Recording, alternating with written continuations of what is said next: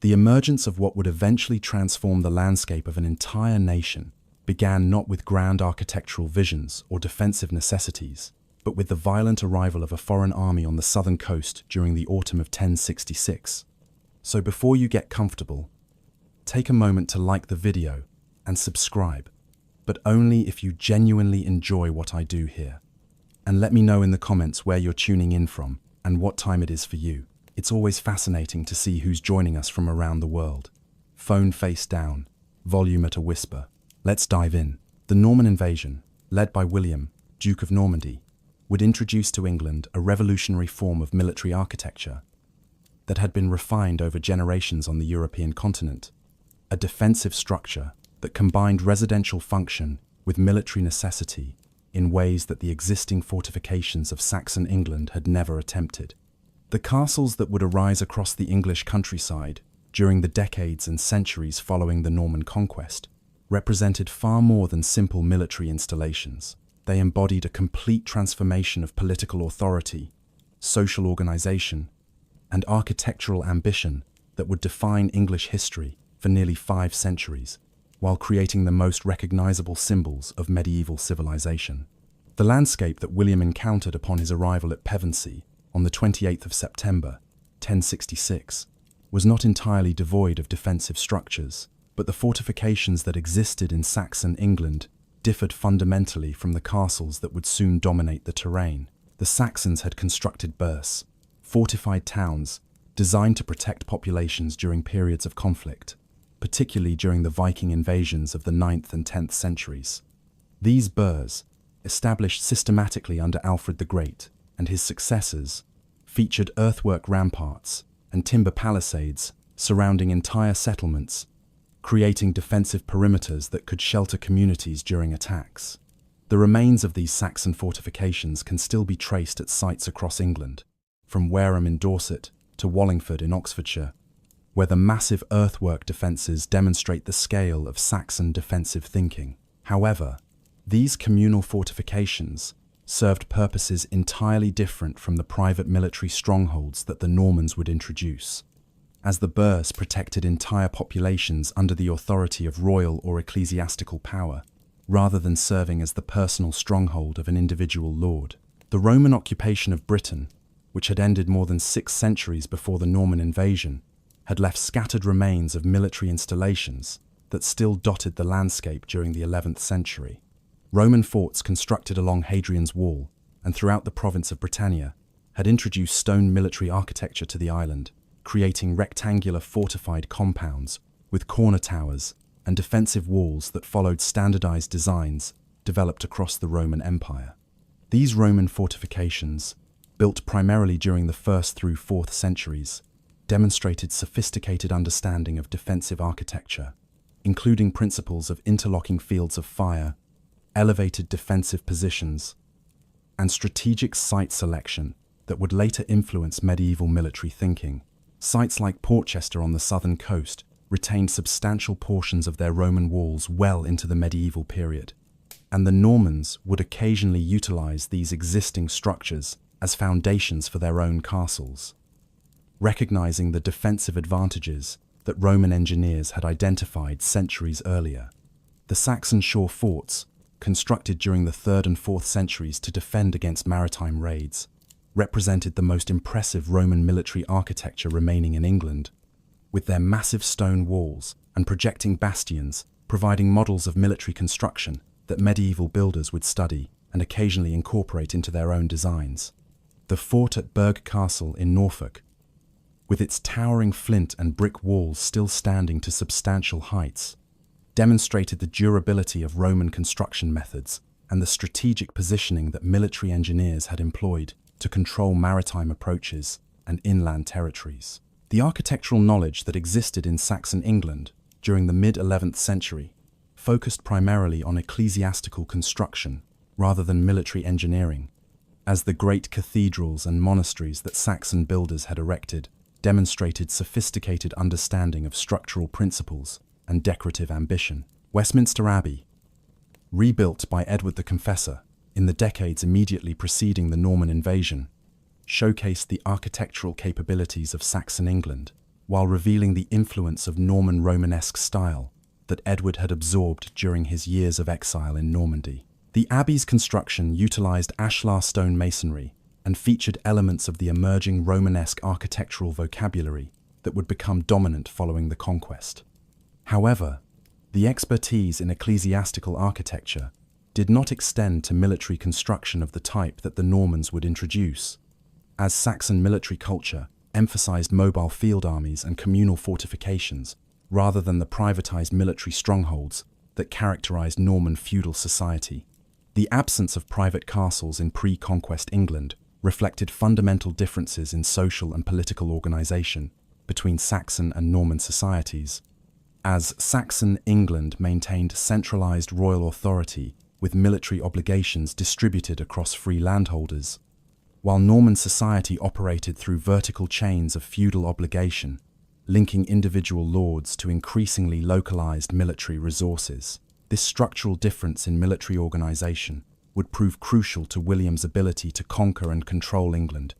as the castle network he would establish provided the architectural foundation for imposing Norman feudal relationships across the conquered territory. William's initial actions following his victory at Hastings on the 14th of October, 1066, revealed his understanding of the castle's importance for military conquest and political control. Within weeks of landing at Pevensey, Norman forces had constructed temporary fortifications at strategic locations along the invasion route, utilizing a type of castle that could be erected with remarkable speed, using materials readily available in the English countryside. The motte-and-bailey castle, refined in Normandy during the decades preceding the conquest, consisted of an artificial earthen mound called a motte, typically 30 to 80 feet in height, surmounted by a timber tower, with an adjacent courtyard, or bailey, enclosed by an earthen rampart and timber palisade. This castle design required enormous quantities of earth to be moved using manual labor, but skilled work gangs could construct a basic motte-and-bailey castle in a matter of weeks, providing immediate defensive capabilities while establishing visible symbols of Norman authority across the landscape. The Bayeux Tapestry, embroidered within decades of the conquest, depicts the construction of a motte at Hastings, showing laborers wielding shovels to heap earth into a conical mound, while a timber tower rises from its summit, providing contemporary visual documentation of the construction process that would be repeated at hundreds of locations across England during the decades following 1066. The speed with which these castles could be erected proved essential to William's conquest strategy, as each fortification provided a secure base for Norman forces while denying the surrounding countryside to potential Saxon resistance, creating a network of military control points that fragmented English territory into manageable segments. The selection of castle sites during the initial phase of Norman castle building followed strategic considerations that prioritized military control and administrative efficiency over purely defensive advantages.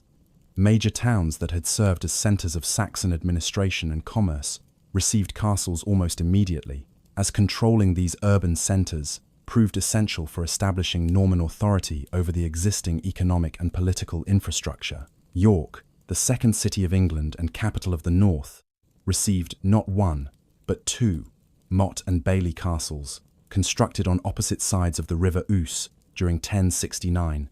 demonstrating William's determination to maintain control over this crucial northern stronghold, despite repeated rebellions by the local population. The twin castles at York could provide mutual support while controlling the river crossing and the surrounding city, creating an interlocking defensive system that prevented the urban population from threatening Norman control. Similarly, major towns throughout England received castles during the first decade following the conquest, including Norwich, Lincoln, Nottingham, and numerous other settlements that would become centers of Norman administration.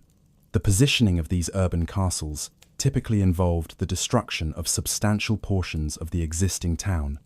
as the construction of the motte-and-bailey required extensive cleared space within or adjacent to the urban area. Contemporary records indicate that at Cambridge, the construction of the Norman castle resulted in the demolition of 27 houses, while at Lincoln, 166 properties were destroyed to make way for the new fortification, demonstrating the Norman willingness to disrupt existing communities in pursuit of military security. The castle at Warwick, constructed beginning in 1068, exemplified the Norman approach to strategic site selection and rapid fortification construction during the conquest period.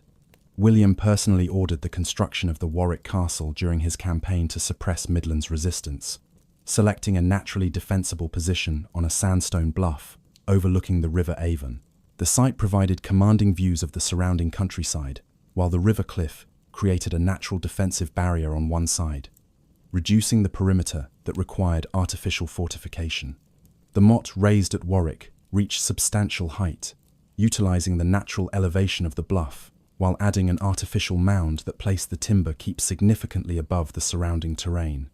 The bailey extended along the bluff top, creating an enclosed courtyard where garrison troops could be housed and supplies stored, while the river provided reliable water access that would prove crucial during extended sieges.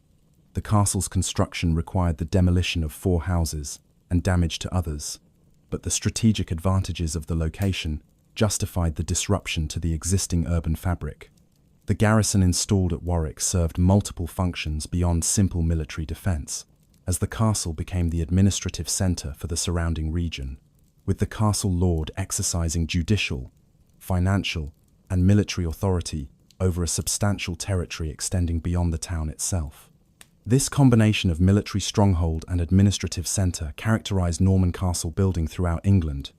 as each fortification served as the nucleus for imposing feudal relationships and Norman governmental structures across the conquered landscape. The architectural form of the motte-and-bailey castle,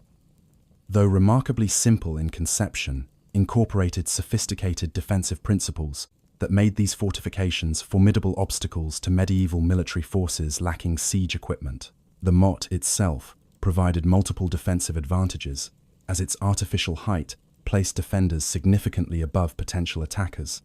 enabling them to rain projectiles downward while forcing attackers to climb steep earthen slopes that would exhaust troops and break up coordinated assaults. The timber tower atop the motte, though constructed from wood rather than stone, provided a final refuge for the garrison if the bailey fell to attackers, creating a layered defense that required enemies to overcome multiple obstacles before achieving complete victory. Access to the motte summit typically occurred via a timber bridge or stairway that could be destroyed during attacks, further isolating the keep from ground-level assault. The bailey surrounding or adjacent to the motte provided space for garrison housing, stables, workshops,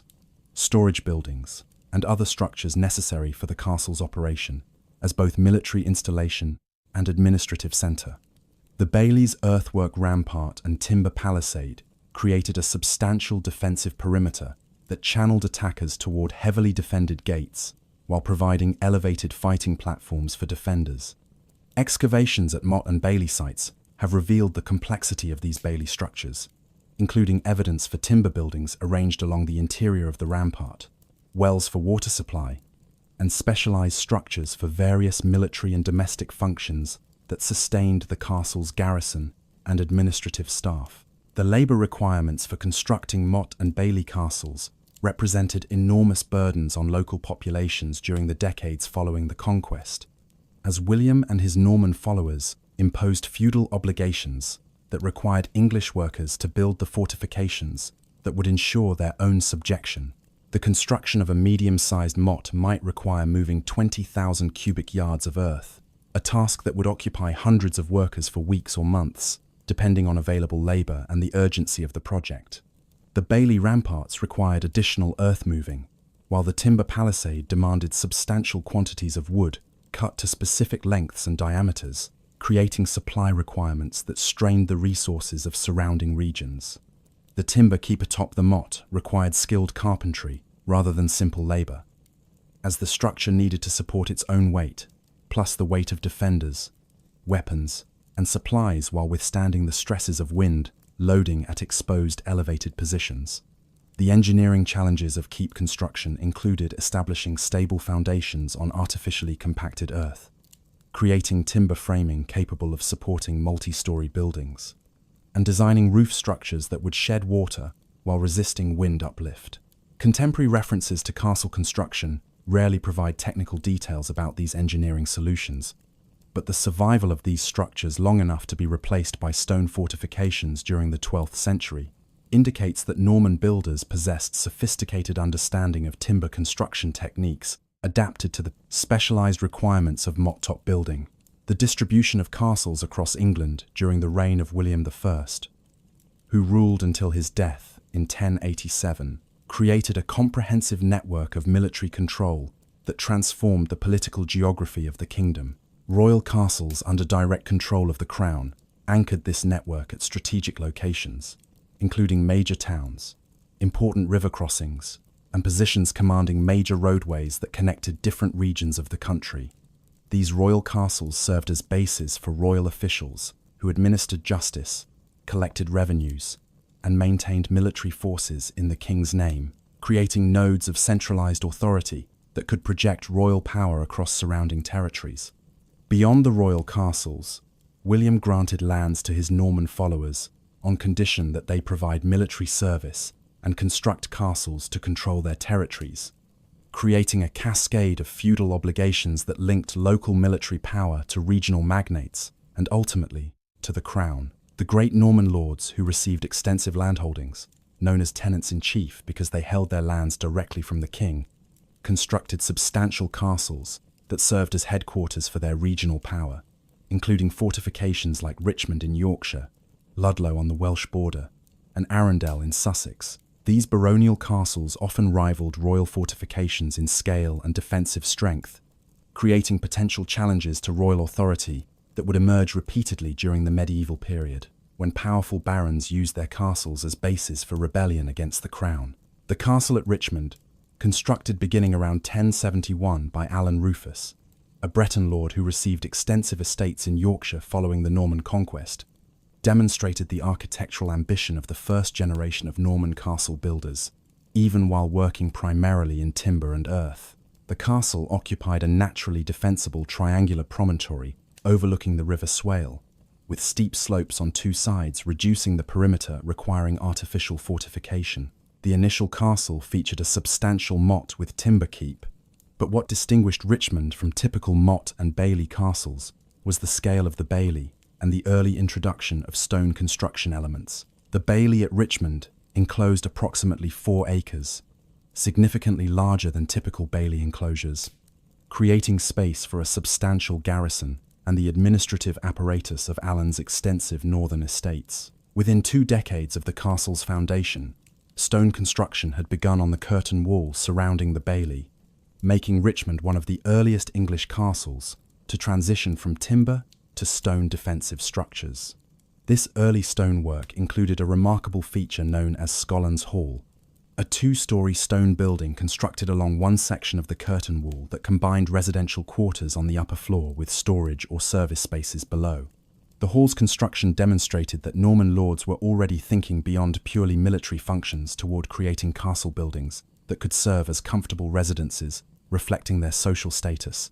a trend that would accelerate throughout the 12th century as castle architecture evolved to accommodate increasingly sophisticated residential requirements. The Welsh borderlands, known as the Marches, presented unique challenges that influenced castle development along England's western frontier during the late 11th century. William had granted extensive territories along the Welsh border to trusted followers, with instructions to expand Norman control westward into Wales, while defending the border against Welsh raids into England.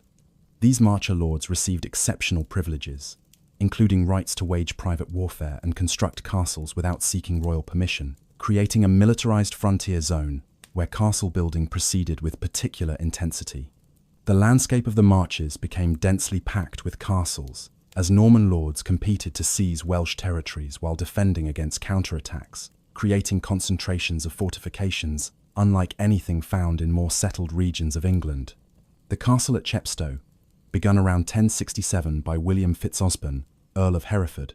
represented the most architecturally sophisticated castle construction of the immediate post-conquest period, as Fitzosborne, one of William's closest confidants, possessed resources that enabled him to construct in stone from the beginning, rather than following the typical progression from timber to stone. The Great Hall at Chepstow, built during the 1070s, utilized ashlar limestone masonry to create a two-story residential structure of impressive scale, with the ground floor providing storage and service spaces, while the upper floor contained a great hall where the Earl could conduct the ceremonial and administrative functions of his position. The hall's defensive features included minimal window openings on the exterior walls and substantial wall thickness capable of resisting contemporary siege weapons, but the building's primary purpose was residential rather than purely military, indicating that even in the militarized environment of the March, Norman lords sought to create castle buildings that reflected their social status and provided comfortable living conditions. The introduction of stone castle architecture during the late 11th century proceeded gradually and unevenly across England, as the expense and technical demands of stone construction limited its use to the wealthiest castle builders at locations of particular strategic importance. The construction of Colchester Castle's Great Tower, begun around 1076 on the foundations of a Roman temple, demonstrated both the architectural ambitions of the Norman elite and the practical challenges of translating the defensive principles of timber castles into stone construction. The Colchester Keep, built for Udo Dapifer, a powerful royal official, became the largest castle keep ever constructed in England, measuring 152 feet by 110 feet at its base, and originally standing at least 3 stories tall. The keep's construction utilized septaria stone, a local limestone containing fossilized shells, combined with reused Roman brick and tile that provided decorative banding while incorporating materials salvaged from the ruins of Roman Colchester. The massive scale of the structure required foundations capable of supporting enormous weight, leading the builders to incorporate the platform of the earlier Roman temple, whose foundations had been designed to carry the weight of a substantial classical building. The keep's interior arrangement included a ground floor for storage, a first floor containing residential chambers, and a chapel, and an upper floor with a great hall where the lord could conduct ceremonies and administrative business. This vertical arrangement of spaces, with service functions on lower floors and high-status rooms above, would become standard in English keep design throughout the late 11th and 12th centuries, creating tower structures that combined residential comfort with defensive capability. The White Tower at the Tower of London, constructed beginning around 1078 and substantially completed by 1097, represented the most significant stone castle construction of William I's reign and established architectural precedents that would influence English castle building for generations. The tower's construction, directed by Gundulf, Bishop of Rochester, who possessed extensive experience with military architecture in Normandy, created a royal fortress of unprecedented scale and sophistication within the walls of Roman London. The keep measured 118 feet by 107 feet at its base and rose to heights of approximately 90 feet, creating a massive stone structure visible from great distances that proclaimed royal authority over the capital city. The building's exterior walls, constructed of Kentish ragstone with dressings of Caen limestone imported from Normandy, featured corner turrets and a projecting apsidal chapel on the southeast corner that disrupted the rectangular plan while demonstrating the integration of religious functions within the castle structure. The White Tower's name derives from the whitewashing of its exterior walls during the 13th century, but the structure's visual impact was already substantial in its original stone finish, as the carefully dressed Caen limestone contrasted with the rougher ragstone to create decorative effects while demonstrating the crown's ability to mobilize resources from across the kingdom and beyond for this prestige construction project. The tower's interior arrangement followed the emerging standard for great tower keeps, with a basement for storage, a first floor containing administrative chambers, and a magnificent chapel, and a second floor with great hall and residential spaces, all connected by a spiral staircase within the northeast turret that provided vertical circulation while creating a defensive choke point that could be easily defended if attackers penetrated the keep. The development of castle architecture during the reign of William II, who ruled from 1087 to 1100, saw continued experimentation with stone construction and refinement of defensive designs as Norman control over England became more secure and resources became available for architectural elaboration.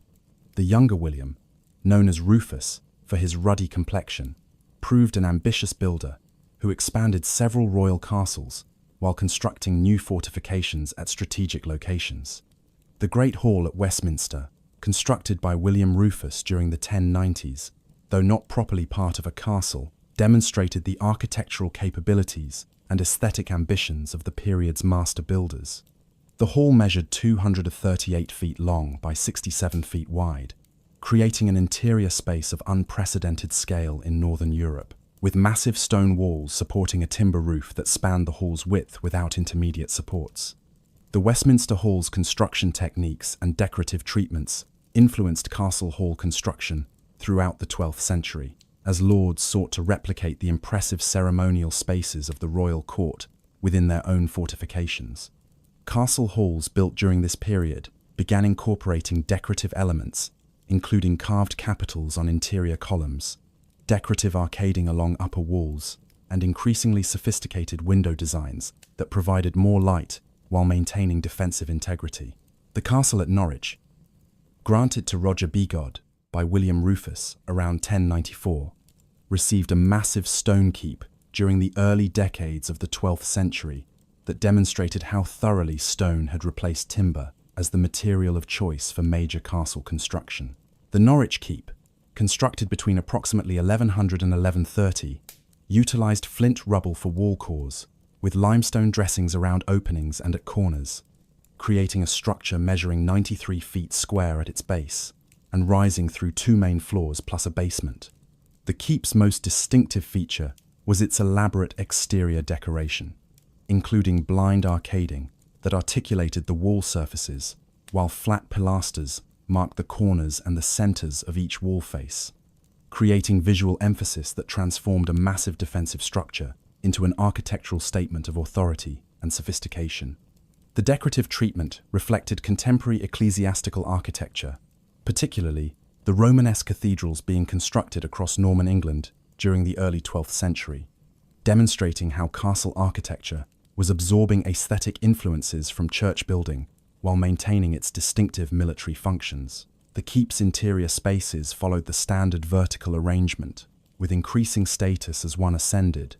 but the upper floor at Norwich featured unusually elaborate treatment, including a decorative fireplace and evidence for wall paintings that created a great hall of impressive ceremonial character within the defensive shell of the keep. Structure. The evolution of keep design during the early 12th century produced increasing variation in form and layout as builders experimented with alternatives to the massive rectangular towers that had dominated the previous generation. The keep at Castle Rising in Norfolk, constructed during the 1130s for William d'Aubigny, Earl of Lincoln, introduced refinements to the rectangular keep type that created a more sophisticated residential environment while maintaining defensive strength. The keep's exterior featured the projecting forebuilding that was becoming standard for major tower keeps, creating a heavily fortified entrance structure that contained a monumental staircase ascending to the keep's main entrance on the first floor. This external staircase replaced the vulnerable timber stairs that had characterized earlier keeps, creating a stone approach that could be defended at multiple levels, while providing an impressive ceremonial entrance that visitors would ascend before entering the keep proper. The keep's interior arrangement included chambers built into the thickness of the walls, creating private rooms that supplemented the main hall spaces and provided more comfortable and private accommodation for the lord's family. These mural chambers, as they are known, became increasingly common in 12th century keeps,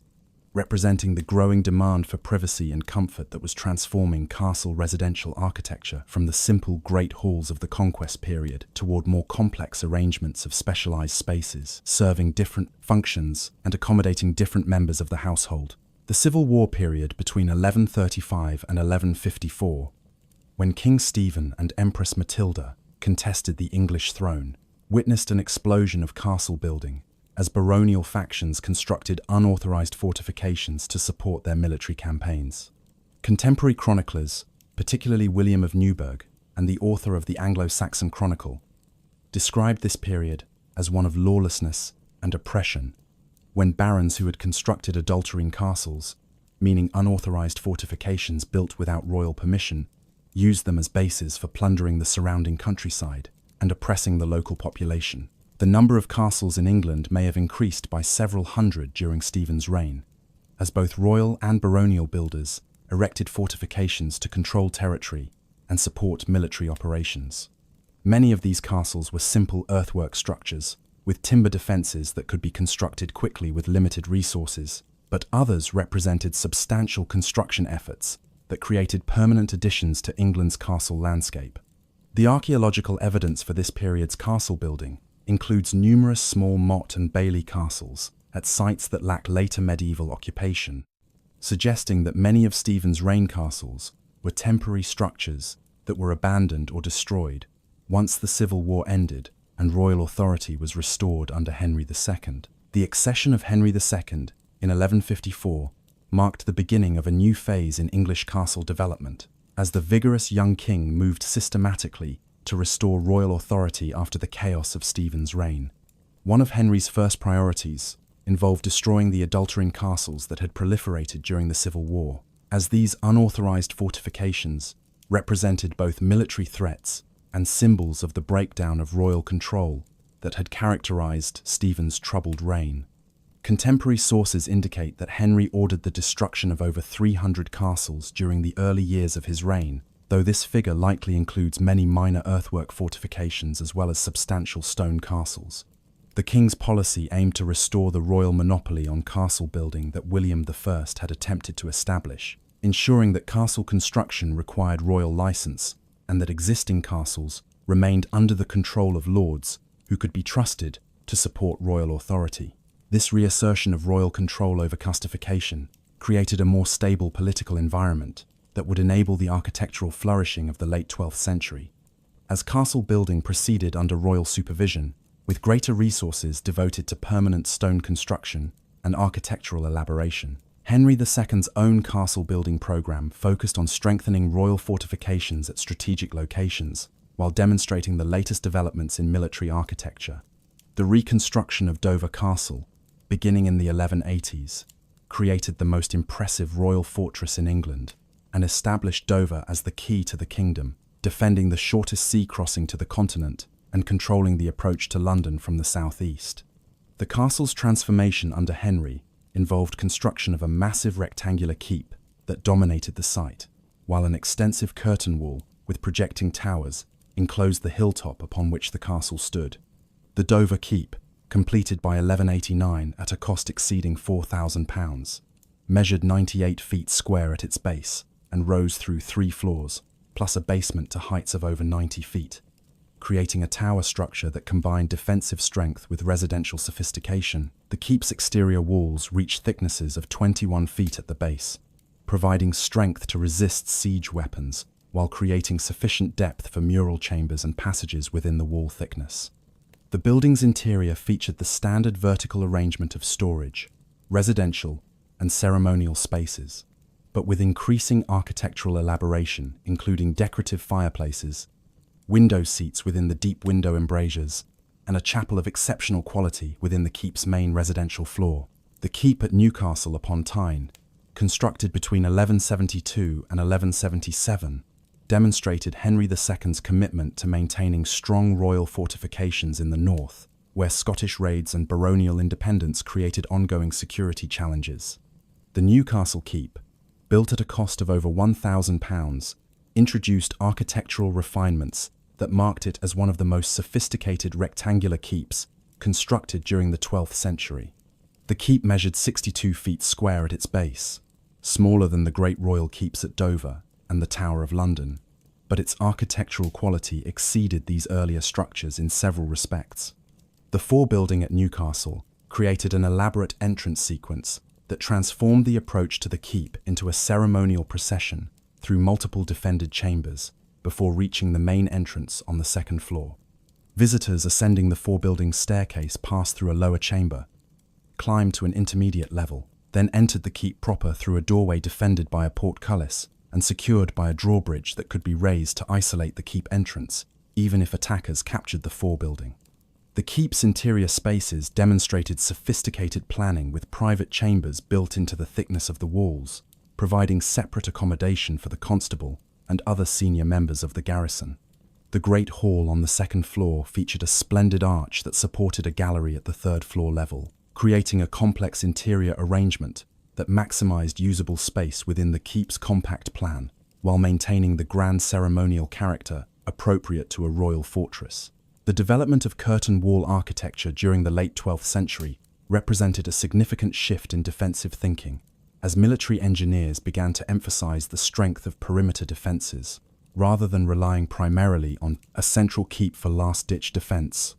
The curtain wall at Dover, constructed under Henry II and continued by his successors, surrounded the castle with a stone wall punctuated by rectangular and semicircular towers that projected outward from the wall face, enabling defenders to shoot along the wall from protected positions within the towers. This arrangement created overlapping fields of fire that eliminated dead ground at the base of the wall, where attackers might shelter from defensive fire, representing a significant advance in defensive sophistication compared to earlier curtain walls that consisted simply of high stone walls without projecting towers. The Dover curtain wall reached heights of 30 feet, with wall walks protected by crenellated parapets that provided cover for defenders while enabling them to shoot through gaps between the merlons.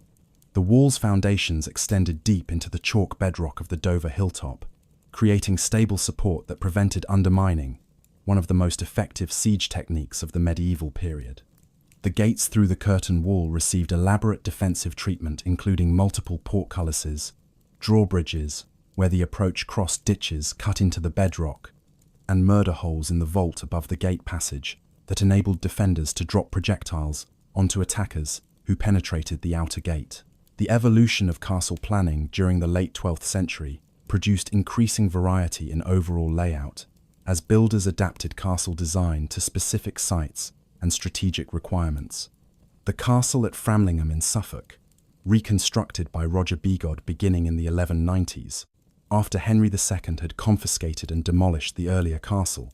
pioneered a new approach to castle defense that would prove influential for 13th century castle building. Rather than constructing a central keep, the Framlingham design relied entirely on a powerful curtain wall with closely spaced projecting towers that created a formidable defensive perimeter, while leaving the interior ward open for buildings arranged around its perimeter. The curtain wall at Framlingham featured 13 towers of varying size and shape, including rectangular towers, semicircular towers, and one unusual pentagonal tower, all projecting boldly from the wall face to create overlapping defensive coverage.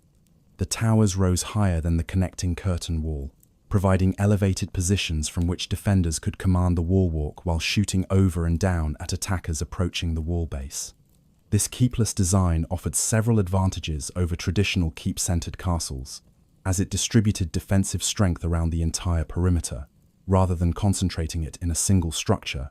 making the castle more difficult to capture through focused assault, while providing more usable interior space for residential and service buildings. The reign of Richard I, who ruled from 1189 to 1199 despite spending only 6 months of his reign actually in England, witnessed the construction of some of the most architecturally sophisticated castles of the medieval period. Though most of Richard's castle building occurred in his French territories rather than in England, the king's experience with Crusader fortifications in the Holy Land and his observations of Byzantine and Islamic military architecture influenced his understanding of castle defense, leading him to incorporate advanced features in his later castle construction. Château Gaillard, Richard's magnificent castle overlooking the Seine in Normandy, completed in 1198, demonstrated the latest developments in military architecture, including concentric defensive lines, machicolated towers that enabled defenders to drop projectiles directly downward onto attackers at the tower base, and complex planning that channeled attackers through kill zones exposed to defensive fire from multiple directions. While Château Gaillard lay outside England, its architectural innovations influenced English castle building during the 13th century, as military engineers who had worked on Richard's continental fortifications brought their expertise to English projects. The financial records that survive from Richard I's reign provide unprecedented detail about castle construction costs, and building procedures during the late 12th century. The pipe rolls, annual records of royal revenues and expenditures, document the substantial sums spent on castle maintenance and construction across the network of royal fortifications. Dover Castle received continuous investment throughout Richard's reign, with annual expenditures often exceeding £1,000. Enormous sums in an era when a skilled craftsman might earn 3 pence per day, and a knight's annual income from his estates might total only £10 to £20. The pipe roll entries for Dover and other castles record payments to master masons and carpenters who directed the construction work, purchases of materials, including lead for roofing, iron for reinforcing work, and timber for scaffolding and centering for vaults, and wages for the large workforces employed on major construction projects. These documents reveal that castle construction required not only massive financial resources, but also sophisticated organizational capabilities, as building projects needed to coordinate the efforts of quarrymen extracting stone, carters transporting materials to construction sites, specialized craftsmen, including masons, carpenters, smiths, and plumbers, and large numbers of unskilled laborers who performed the heavy work of moving materials and assisting the craftsmen. The accession of King John in 1199 brought to the throne a monarch whose interest in castles and castle building would significantly influence English military architecture, despite the political disasters that marked his troubled reign. John's loss of Normandy and other continental territories to Philip Augustus of France between 1200 and 1204 removed the English crown's Norman heartland and forced English kings to focus their resources and state attention more exclusively on their island kingdom. This territorial loss created new strategic requirements for English castles, as the threat of French invasion replaced the need to defend cross-channel territories. John responded to these changed circumstances with an ambitious castle-building program that strengthened coastal fortifications while modernizing inland castles to incorporate the latest developments in military architecture. The reconstruction of Scarborough Castle on the Yorkshire coast during the first decade of the 13th century created a formidable royal fortress, commanding the North Sea approaches to northern England. The castle's keep, completed around 1210, rose through 3 stories above a basement to command the rocky headland upon which the fortress stood, while its polygonal plan, unusual among English keeps, created greater internal space than a rectangular keep of similar exterior dimensions, while presenting no flat wall faces that siege engines could target effectively. The architectural sophistication of early 13th century castle building appeared most clearly in the work of master masons, whose skills transformed castle construction from primarily military engineering into a craft that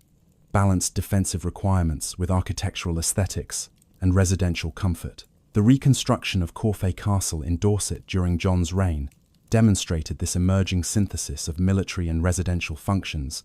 as the king transformed this strategically important royal fortress into a palace castle that could serve as both military stronghold and comfortable royal residence.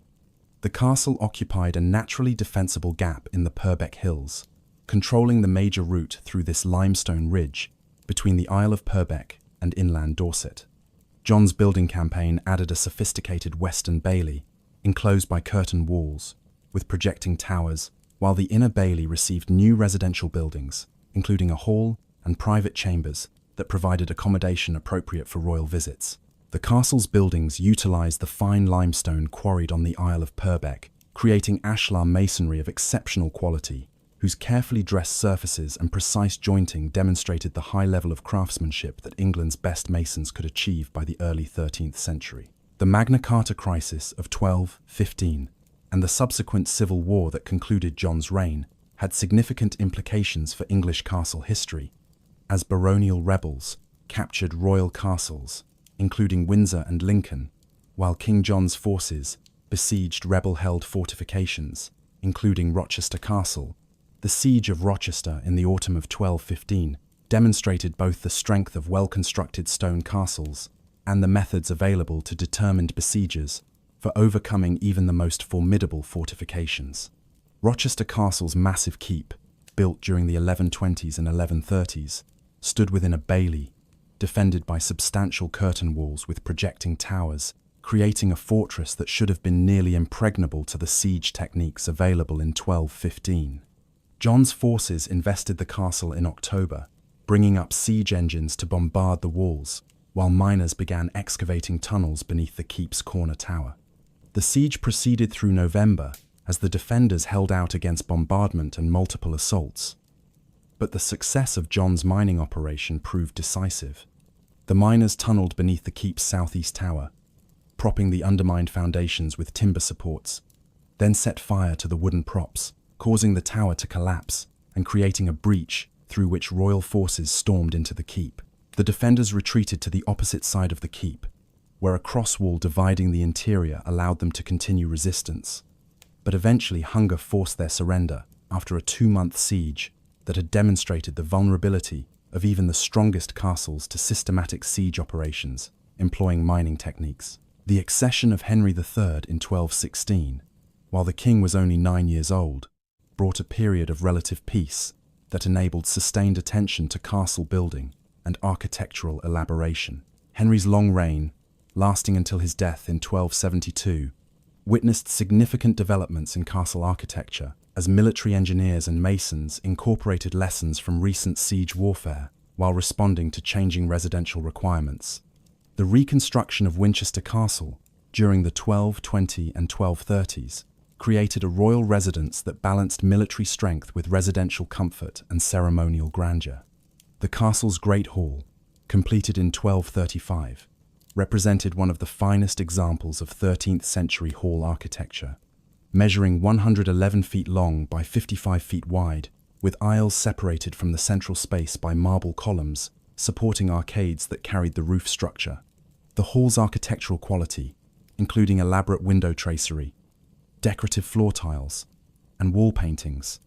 demonstrated that castle halls were incorporating the same Gothic architectural features and decorative treatments that characterized contemporary ecclesiastical architecture. Henry III's personal interest in architecture and his commitment to creating impressive royal residences influenced castle building throughout his reign. As the king invested heavily in improving royal castles, while his architectural preferences influenced baronial builders who sought to emulate royal standards. The castle at Kenilworth, held by Henry III's loyal supporter Simon de Montfort until the latter's rebellion in the 1260s, underwent extensive reconstruction during the 13th century that transformed it into one of the most impressive fortresses in the Midlands. The castle's most distinctive feature was its elaborate water defences, as artificial lakes created by damming local streams surrounded the castle on multiple sides, transforming it into an island fortress, accessible only by causeways that could be easily defended. The creation of these water defences required substantial investment and sophisticated hydraulic engineering, as dams needed to maintain stable water levels while allowing controlled drainage to prevent flooding of surrounding lands. Within the watery envelope, the castle featured a powerful keep dating from the 12th century, supplemented by 13th century additions, including residential buildings of exceptional quality. The Great Hall, constructed during the 1240, known as the Beauchamp Hall, provided accommodation suitable for Simon de Montfort's status as one of England's premier barons, with large windows providing ample light and architectural details, including decorative arcading and carved capitals that created an interior of refined elegance. The castle's strength would be tested during the siege of 1266, when Henry III's forces invested Kenilworth for 6 months in one of the longest castle sieges in English history, ultimately forcing the rebel garrison to surrender through starvation,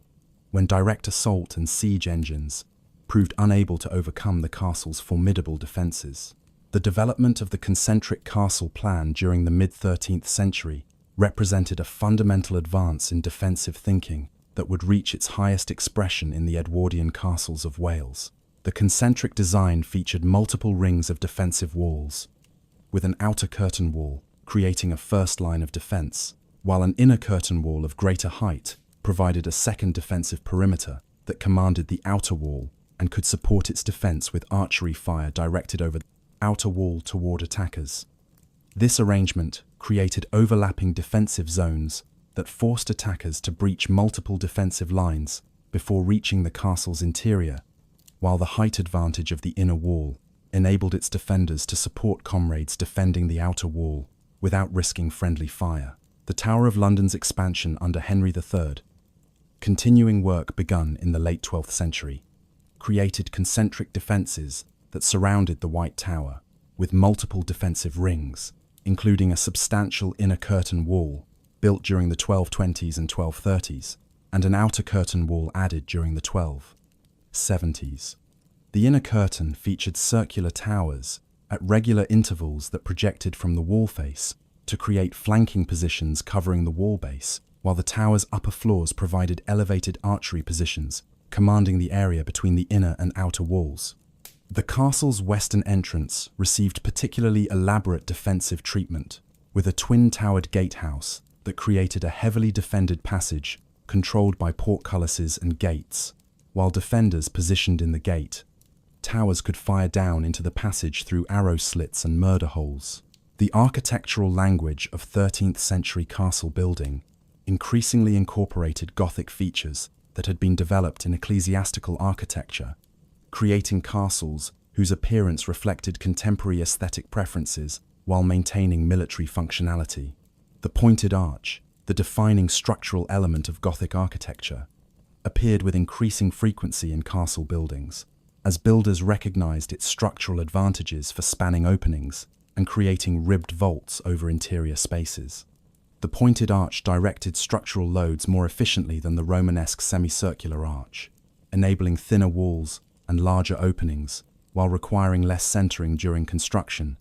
practical advantages that supplemented the form's aesthetic appeal. Window designs in castle halls and residential chambers adopted the elaborate tracery patterns that characterized Gothic, ecclesiastical architecture, creating windows that provided increased light while transforming functional openings into decorative features displaying the stone carver's skill. The use of tracery in defensive contexts required careful balancing of aesthetic ambition with practical military considerations, as large windows with delicate stone mullions created potential structural weaknesses that siege engines might exploit, leading castle builders to restrict elaborate window treatments to upper stories and interior facades, while maintaining simple openings with heavy bars on ground floors and exterior walls exposed to attack. The introduction of the twin-towered gatehouse during the mid-13th century revolutionized castle entrance design by transforming the vulnerable gate into the strongest point of the defensive perimeter. Earlier castles had typically treated gates as necessary weaknesses in curtain walls, protecting them with barbicans, additional gates, and other defensive features, but the gate passage itself remained a relatively weak point where determined attackers might achieve entry. The twin-towered gatehouse design concentrated defensive power at the entrance by flanking the gate passage with substantial towers that rose several stories above the gate itself, creating defensive positions that dominated the approach, while housing garrison troops immediately adjacent to the most critical defensive location. The gatehouse at Warwick Castle, constructed during the 1260s, exemplified this defensive transformation, as its twin towers rose to heights exceeding 100 feet, while creating a gate passage controlled by multiple portcullises and defending by murder holes, arrow slits commanding the approach and passage from multiple angles, and heavy timber gates reinforced with iron. The tower's upper floors provided residential accommodation for the constable and other senior castle officers,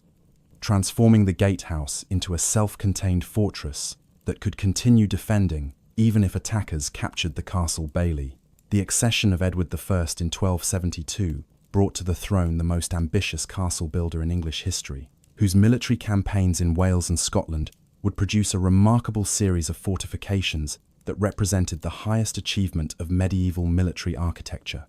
Edward's education had included study of military architecture and siege warfare, while his participation in Crusade from 1270 to 1272 exposed him to sophisticated fortifications in the Holy Land that influenced his later building projects. The Welsh wars that dominated the first decades of Edward's reign, particularly the major campaigns of 1277 and 1282 through 1283, created military requirements that drove an unprecedented royal castle building program. Edward's strategy for controlling Wales combined military conquest with systematic fortification, as each campaign established new castles at strategic locations that could maintain English control over conquered territories while providing secure bases for further military operations.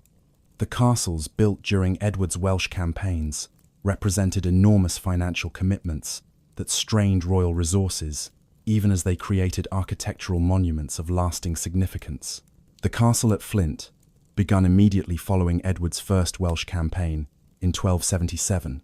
pioneered the design approach that would characterize the Edwardian castles of Wales.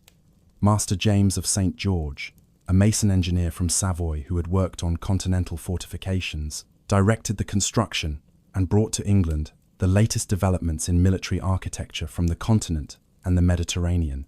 The Flint design featured a roughly square plan with substantial round towers at three corners and a massive cylindrical keep, separated from the main castle by a moat at the fourth corner,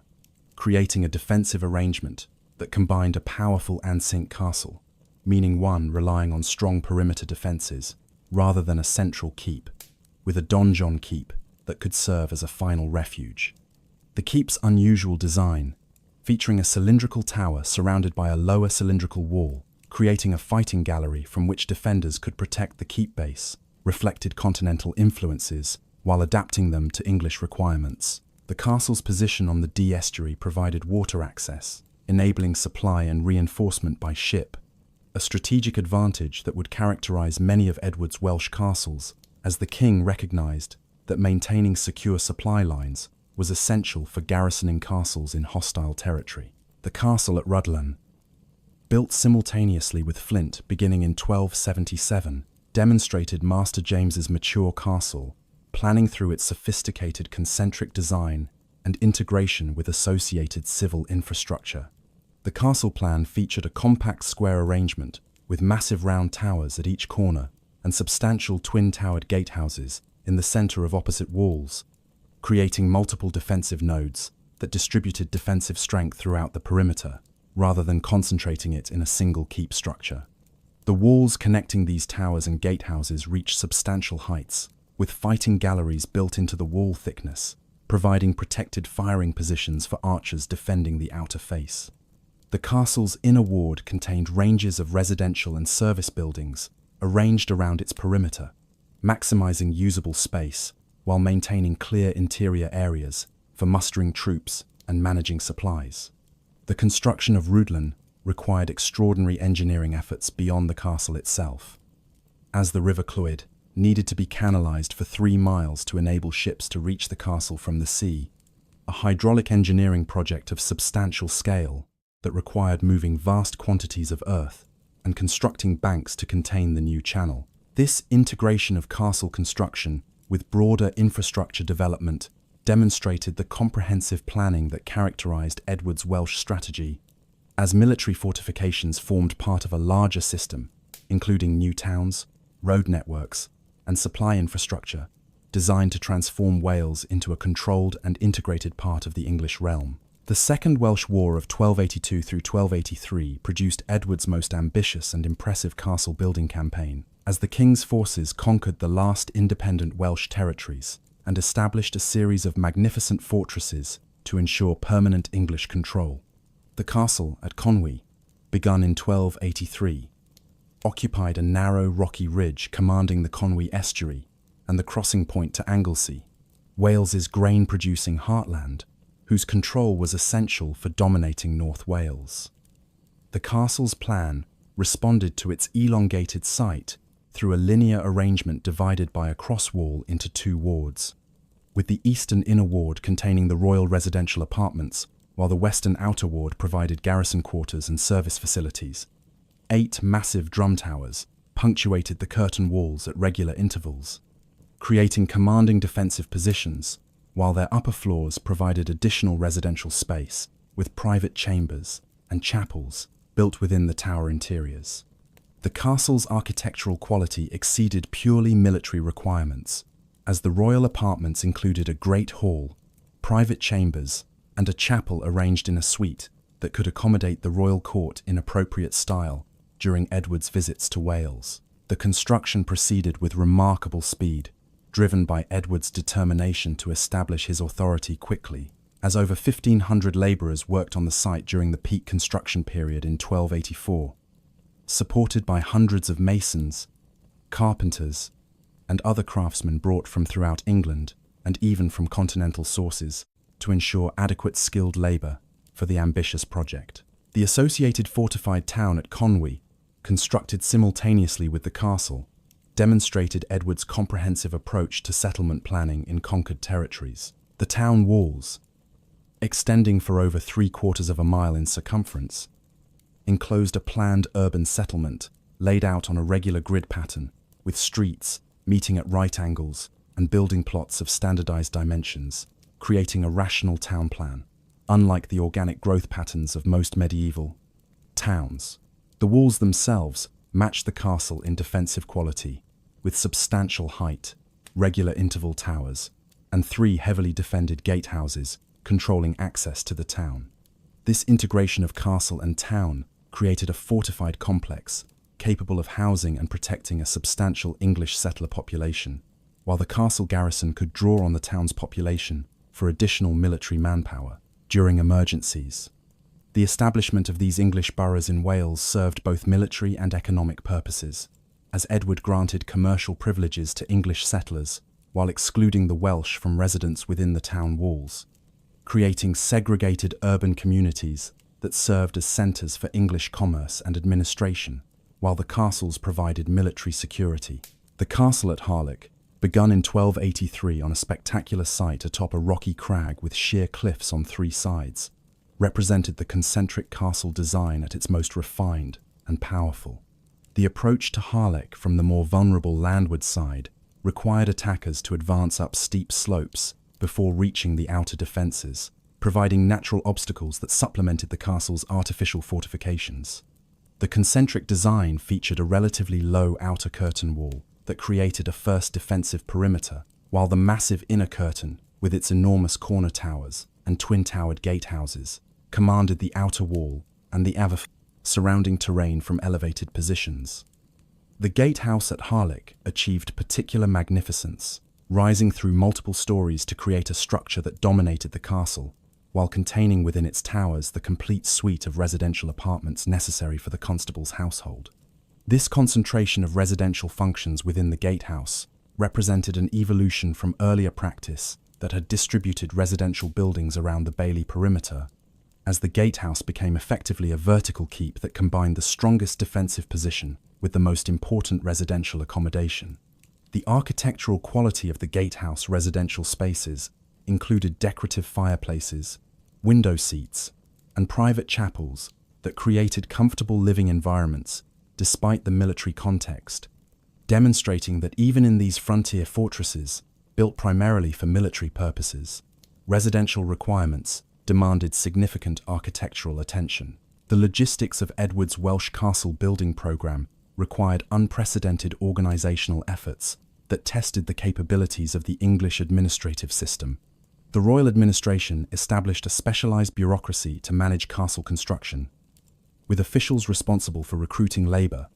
purchasing and transporting materials, coordinating supply shipments to remote construction sites, and maintaining financial accounts that tracked expenditures running to many thousands of pounds per year. The scale of labor mobilization was extraordinary, as construction sites during peak building periods might employ 2,000 or more workers, including hundreds of skilled craftsmen and over 1,000 unskilled laborers, performing the heavy work of moving earth and materials. These workers came from throughout England, recruited through a system of impressed labor that required local officials to provide specified numbers of workers for royal projects, creating temporary migrations of laborers and craftsmen to the Welsh construction sites. The financial burden of Edward's castle building, combined with his expensive wars in Wales, Scotland, and France, created fiscal pressures that contributed to the political conflicts characterizing the later years of his reign, as demands for taxation to fund royal military ambitions met resistance from nobles and commoners who questioned the wisdom of Edward's aggressive policies. The castle at Caernarfon, begun in 1283, represented Edward I's most ambitious architectural statement, and his attempt to create a fortress embodying imperial authority through deliberate references to Roman, and specifically to Byzantine imperial architecture. The castle's polygonal towers and banded masonry, featuring alternating courses of different colored stone, reference the Theodosian walls of Constantinople, creating visual associations with the greatest surviving fortifications of the ancient world. This architectural symbolism supported Edward's propagandistic claims to be reviving the authority of ancient British emperors, whose legendary residence at Caernarfon linked the site to both Roman imperial history and Arthurian mythology. The castle plan featured a figure-eight arrangement with two wards separated by a cross wall, creating distinct zones for military and residential functions, while the massive curtain walls, with their polygonal towers, created an enclosure of intimidating power. The Eagle Tower, at the western angle of the castle, reached heights exceeding 120 feet to create the most dominant single element in the composition, while its upper floors contained a complete suite of royal apartments, including a great hall, presence chamber, and private rooms fitted with decorative features, including elaborately carved fireplaces and a private water gate, enabling the royal household to access the castle directly from boats arriving via the River Seant. The southern gatehouse at Caernarfon, left incomplete due to funding constraints and changing military priorities, would have created, had it been finished, the most elaborate castle entrance in Britain, with twin towers flanking a passage controlled by multiple portcullises and gates, while the towers contain not only defensive features, but also ceremonial chambers designed for royal administrative functions. The gatehouse's sculptural program included carved figures of English kings and heraldic devices proclaiming royal authority, transforming the military entrance into a ceremonial facade, announcing Edward's dominion over Wales. The associated fortified town at Caernarfon received town walls of exceptional quality, with mural towers and gatehouses matching those of the castle itself, creating an integrated fortress town complex of impressive scale.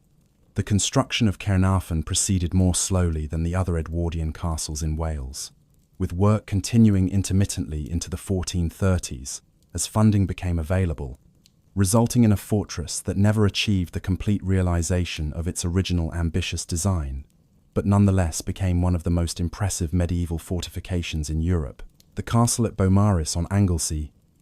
begun in 1295 during Edward's final Welsh campaign, represented the ultimate achievement of concentric castle design and Master James of St. George's final masterwork in Wales. The castle's perfectly symmetrical plan, unconstrained by difficult topography since the site occupied flat coastal terrain, featured complete concentric defences with an outer curtain wall punctuated by round towers and a higher inner curtain with massive drum towers, creating a virtually impregnable defensive system. The plan's geometric precision, with its perfectly aligned gates, symmetrical tower placement, and balanced proportions, created an almost abstract architectural composition that prioritized rational defensive planning over accommodation to site conditions. The twin-towered gatehouses at opposite ends of the main axis created the primary defensive and residential focuses, with massive towers flanking deep gate passages controlled by multiple portcullises, while the tower's upper levels contained residential suites arranged vertically through multiple floors. The castle's water defences, consisting of a wide moat connected to the sea by a channel allowing ships to approach the castle walls, provided an additional defensive barrier while ensuring secure maritime supply access. The construction of Beaumaris consumed enormous resources during the late 1290s, with over 2,500 workers employed on site during peak construction periods and expenditures reaching extraordinary levels. Yet funding shortages meant that the castle was never completed to its original ambitious design, with towers left shorter than intended and some defensive features remaining unbuilt. The Scottish Wars that occupied much of Edward I's attention from 1296 onward diverted resources from the Welsh building programme while creating new demands for castle construction and repair in northern England, southern Scotland. The strategic importance of castles for controlling Scotland became evident during the campaigns, as possession of major fortresses like Stirling, Edinburgh, and Berwick determined control over surrounding territories and provided secure bases for military operations. The Siege of Stirling Castle in 1304, the longest and most elaborate siege of Edward's Scottish wars, demonstrated both the strength of well-sited and properly defended castles and the sophisticated siege techniques available to late 13th century armies. Edward's forces invested Stirling for 3 months, employing multiple siege engines, including massive trebuchets, capable of hurling stones, weighing 300 pounds or more against the castle walls. The siege engines, given names by the besiegers, including Warwolf and Bad Neighbour, required teams of carpenters and engineers to construct on site, using locally sourced timber, representing a substantial investment of resources and skilled labour to create the temporary infrastructure necessary for medieval siege warfare. The castle garrison's eventual surrender resulted from the cumulative effects of bombardment and the impossibility of relief, rather than from a decisive breach of the fortifications, demonstrating that even the most powerful siege engines could not quickly overcome well-constructed stone castles defended by determined garrisons. The development of castle architectural style during the late 13th century reflected the increasing sophistication of both military engineering and residential design, as castle builders created fortifications that balanced defensive strength with the comfort and status requirements of their noble inhabitants. The emergence of the decorated Gothic architectural style during this period influenced castle building through the adoption of elaborate window tracery, decorative vaulting, and sculptural enrichment in castle chapels and residential spaces. The chapel at St. Stephen's Westminster Palace, though not properly a castle building, demonstrated the quality of decorated Gothic architecture that could be achieved in royal contexts and established standards that influenced castle chapel construction. Castle chapels, built during the late 13th and early 14th centuries, incorporated similar architectural features, including elaborate window tracery with geometric or curvilinear patterns, decorative wall arcading with carved capitals and mouldings, and sophisticated vaulting systems that transformed functional spaces into architecturally distinguished interiors, reflecting the religious devotion and cultural sophistication of their patrons. The accession of Edward II in 1307 brought to the throne a monarch whose military failures and political difficulties contrasted sharply with his father's achievements. Though Edward II's reign witnessed continued attention to castle maintenance and some significant new construction, the political conflicts that dominated Edward II's reign, particularly his struggles with baronial opposition led by Thomas of Lancaster, demonstrated the continuing military importance of castles as bases for political power. The baronial rebellion of 1321 to 1322 saw both royal and baronial forces besieging castles held by their opponents, with the outcome of political struggles depending partly on which faction controlled key fortifications. The siege of Leeds Castle in Kent during 1321, when the castle's garrison refused to admit Queen Isabella and Edward II besieged the fortress in response to this insult, demonstrated the king's continuing ability to mobilize the military resources necessary for successful siege operations, despite his political weaknesses. The castle surrendered after prolonged bombardment and mining operations that threatened to bring down sections of the curtain wall, after which Edward ordered harsh punishments for the garrison leaders as an example to others who might defy royal authority. The Scottish resurgence under Robert Bruce during Edward II's reign created renewed demands for castle strengthening in northern England, as Scottish raids penetrated deep into English territory during the 1310s and 1320s.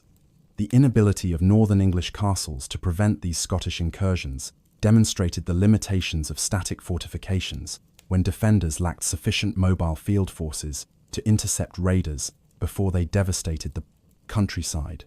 Castles could protect their garrisons and provide refuges for surrounding populations during raids, but they could not prevent Scottish forces from burning unfortified settlements and seizing livestock from the countryside surrounding the castles. This limitation of castle effectiveness against fast-moving raiders had been evident throughout the medieval period, but it became particularly apparent during the Anglo-Scottish conflicts of the early 14th century, when Scottish forces consistently outmaneuvered English attempts at defence. The Battle of Bannockburn in 1314, though primarily a field engagement, occurred within sight of Stirling Castle and resulted partly from Edward II's attempt to relieve that besieged fortress, demonstrating how castle control and field operations intersected in medieval warfare. The development of gunpowder weapons during the 14th century initiated a gradual transformation in siege warfare that would eventually render traditional castle defenses obsolete, though the process unfolded over centuries rather than producing immediate revolutionary change. Early cannon, appearing in European warfare during the 1320s and 1330s, were primitive devices of limited military effectiveness, capable of producing impressive noise and psychological impact, but lacking the accuracy, range, or destructive power to seriously threaten well-constructed stone fortifications. The first documented use of cannon in English warfare occurred during the 1326 siege of Berwick, when the English employed these novel weapons against the Scottish-held fortress. Though contemporary accounts suggest the cannon made more impression through their novelty than through their actual military effect. The technical limitations of early cannon included unreliable gunpowder of inconsistent quality, crude gun barrels, lacking the metallurgical sophistication for safe high-pressure operations, and the absence of systematic understanding of ballistics and firing techniques, all of which limited the weapon's battlefield effectiveness. However, even primitive early cannon demonstrated potential for future development that would eventually revolutionize military architecture and render medieval castles vulnerable to bombardment in ways that traditional siege engines had never achieved. The 100 Years' War between England and France, beginning in 1337 and continuing intermittently until 1453, created military demands that affected English castle development, while generally reducing the resources available for major castle construction projects at home.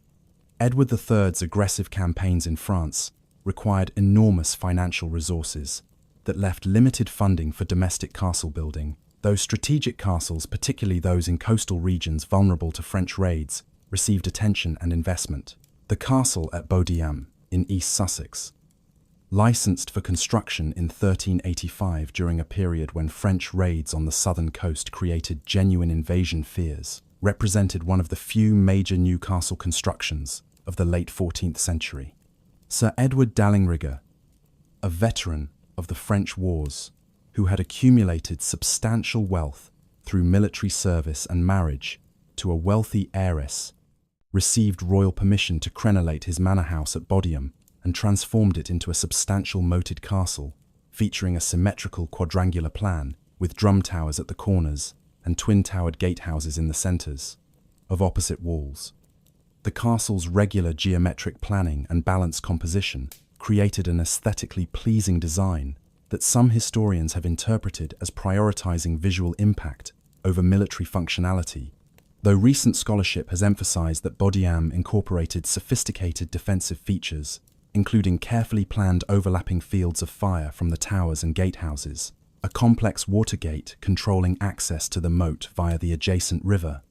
and internal arrangements that would have channeled attackers who breached the outer defenses through confined spaces, exposed to defensive fire from multiple directions. The architectural character of late 14th century castle construction reflected changing military priorities and increasing emphasis on residential comfort, as the primary function of many castles shifted from active military defense towards serving as residences for their noble owners. The castle at Warwick, extensively rebuilt and expanded during the late 14th century, following damage sustained during political conflicts earlier in the reign, demonstrated this evolution toward castles that balanced military features with residential sophistication. The Great Hall, constructed at Warwick during the 1390, provided accommodation suitable for Richard Beauchamp, Earl of Warwick, who was among the wealthiest and most prominent noblemen in England. The hall's architectural quality, including large perpendicular Gothic windows with elaborate tracery, a magnificent timber roof with decorative trusses and carved details, and comfortable residential chambers adjacent to the hall, created living conditions that reflected the Earl's social status. While the castle's substantial military features, including the massive towers flanking the gatehouse, maintained its defensive capabilities. This combination of fortress and palace would characterize English castle architecture throughout the 15th century, as the nobility's residential requirements increasingly influenced castle design, even as builders maintained the military features that distinguished castles from unfortified manor houses and palaces. The political instability of Richard II's reign, particularly the crisis of 1387 through 1388, when baronial opposition challenged royal authority and the king's favourites, demonstrated the continuing importance of castle control for political power in late medieval England. The ability to hold castles against opponents provided magnates with bases for political resistance, while denying rivals the military resources that castle possession conferred. The redistribution of castle control following Richard's victory over the appellant lords in 1397 demonstrated the king's understanding that political loyalty depended partly on military capability, as Richard granted control of key fortifications to his most trusted supporters, while seeking to neutralize potential opposition through strategic castle appointments. The king's eventual deposition in 1399 occurred partly through his failure to maintain control over key castles, when Bolingbroke's invasion landed in Yorkshire and gathered support while Richard was absent in Ireland, unable to mobilize the military resources concentrated in the castles that should have defended his realm. The accession of Henry IV in 1399 inaugurated the Lancastrian dynasty, whose struggles with internal dissent and baronial challenges continued to demonstrate castles' political significance. The Percy Rebellion of 1403 through 1405, when the powerful northern family that had supported Henry's seizure of the throne turned against him, centred partly on control of the Percy castles in Northumberland, including Alnwick and Warkworth, which provided bases for the family's military power. The Battle of Shrewsbury in 1403, though primarily a field engagement, occurred because the Percys had raised forces that threatened royal control, while Henry moved to counter this threat before the rebels could consolidate their position in their northern castles. The suppression of the Percy Rebellion required Henry not only to defeat the rebels in battle, but also to reduce their castle strongholds, demonstrating that military victory in the field needed to be followed by siege operations to eliminate fortified bases from which opponents might revive their resistance. The development of quadrangular castle planning during the late 14th and 15th centuries created a distinctive English castle type that combined defensive features with regular geometric planning and increasingly comfortable residential arrangements. Castles built to this plan featured 4 ranges of buildings arranged around a central courtyard, with corner towers and sometimes mid-wall towers providing defensive strong points, while the ranges contained halls, chambers, chapels, and service rooms arranged in suites that created comfortable and convenient accommodation. The regularity of quadrangular planning enabled efficient circulation patterns and rational organization of domestic spaces, while creating visually coherent external compositions that projected an image of architectural order and sophistication. Bolton Castle, in North Yorkshire, constructed during the 1370 through 1390 period for Richard le Scrope, exemplified the quadrangular type, with its massive rectangular plan featuring substantial towers at each corner, while the interior ranges contained a complete suite of residential and service spaces arranged over multiple floors. The castle's defensive features, including substantial wall thickness, minimal ground floor openings, and elevated main entrance, accessed by external staircase, demonstrated genuine military considerations, while the residential arrangements, including a magnificent great hall, private apartments with elaborate fireplaces and large windows, and a chapel of architectural distinction created living conditions reflecting the builder's wealth and status. The reign of Henry V, beginning in 1413, witnessed reduced attention to domestic castle building as the king's military campaigns in France consumed the resources and attention that might otherwise have been devoted to construction projects at home. Henry's dramatic victories at Agincourt in 1415 and his subsequent conquest of Normandy required maintaining and strengthening numerous castles in France, while the English garrisons occupying conquered territories needed fortified bases. The military architecture that English forces constructed or improved in France during Henry V's campaigns incorporated the latest developments in defensive design, including sophisticated gatehouse plans, carefully positioned artillery emplacements, beginning to accommodate the improving capabilities of gunpowder weapons, and residential accommodations suitable for the English nobility and gentry who garrisoned the conquered territories. The techniques and experience gained from these French military construction projects influenced English castle architecture when veterans of the French wars returned home and applied their knowledge to domestic building projects. The minority of Henry VI following his father's death in 1422 and the subsequent political instability, culminating in the Wars of the Roses, created conditions that affected castle ownership and control, while generally reducing the resources available for major new construction. The castles built or substantially rebuilt during the mid-15th century tended to prioritize residential comfort over military strength, reflecting the reduced threat of warfare within England proper and the increasing importance of castles as status symbols and comfortable residences. The reconstruction of Tattershall Castle in Lincolnshire during the 1430s and 1440s created a massive brick tower house, rising through multiple stories to provide residential accommodation of exceptional quality. Ralph Cromwell,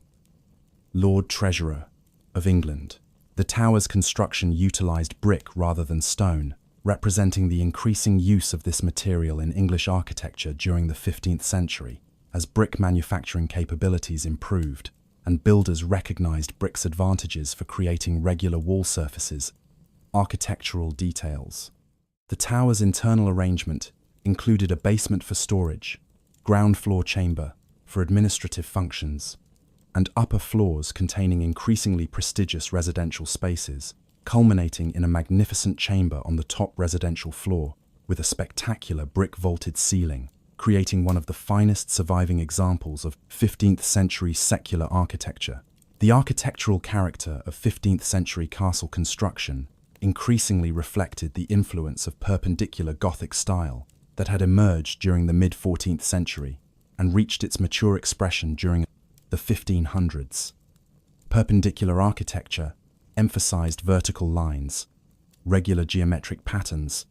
and extensive use of panel tracery, creating flat decorated surfaces, particularly in window designs, where mullions rose straight to the window head before spreading into fan patterns of tracery bars.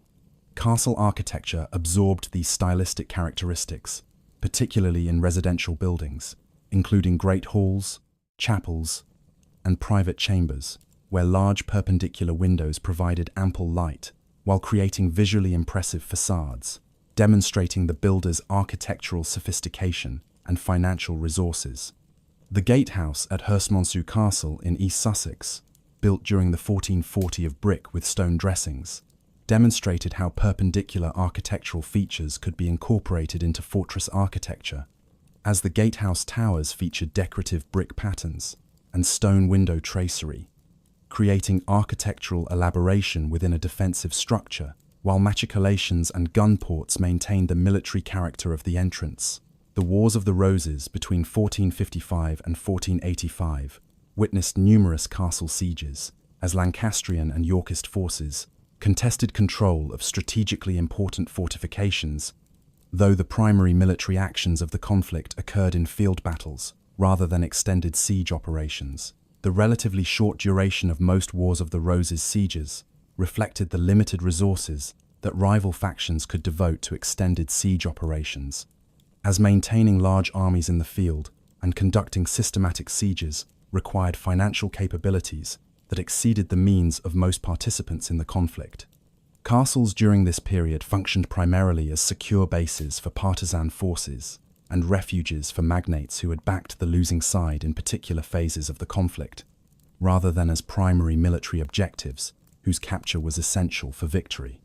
The castle at Bamborough in Northumberland, bombarded by Yorkist artillery during 1464, sustained substantial damage from gunpowder weapons, demonstrating the increasing effectiveness of cannon against traditional castle defences.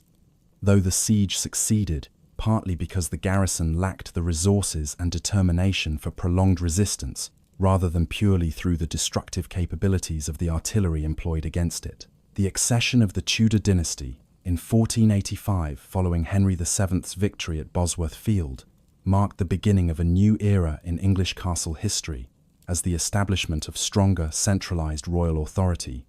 reduced the frequency of civil conflicts that had made castle military functions crucial during the medieval period. Henry VII's policies toward the nobility, including his use of bonds and recognizances to ensure loyalty and his restrictions on private armies, reduced the military capabilities of individual magnates while increasing royal control over potential sources of armed resistance. These political changes reduced the military significance of baronial castles, as the crown's ability to suppress armed resistance made it less likely that magnates would risk rebellion, while the restrictions on private armies reduced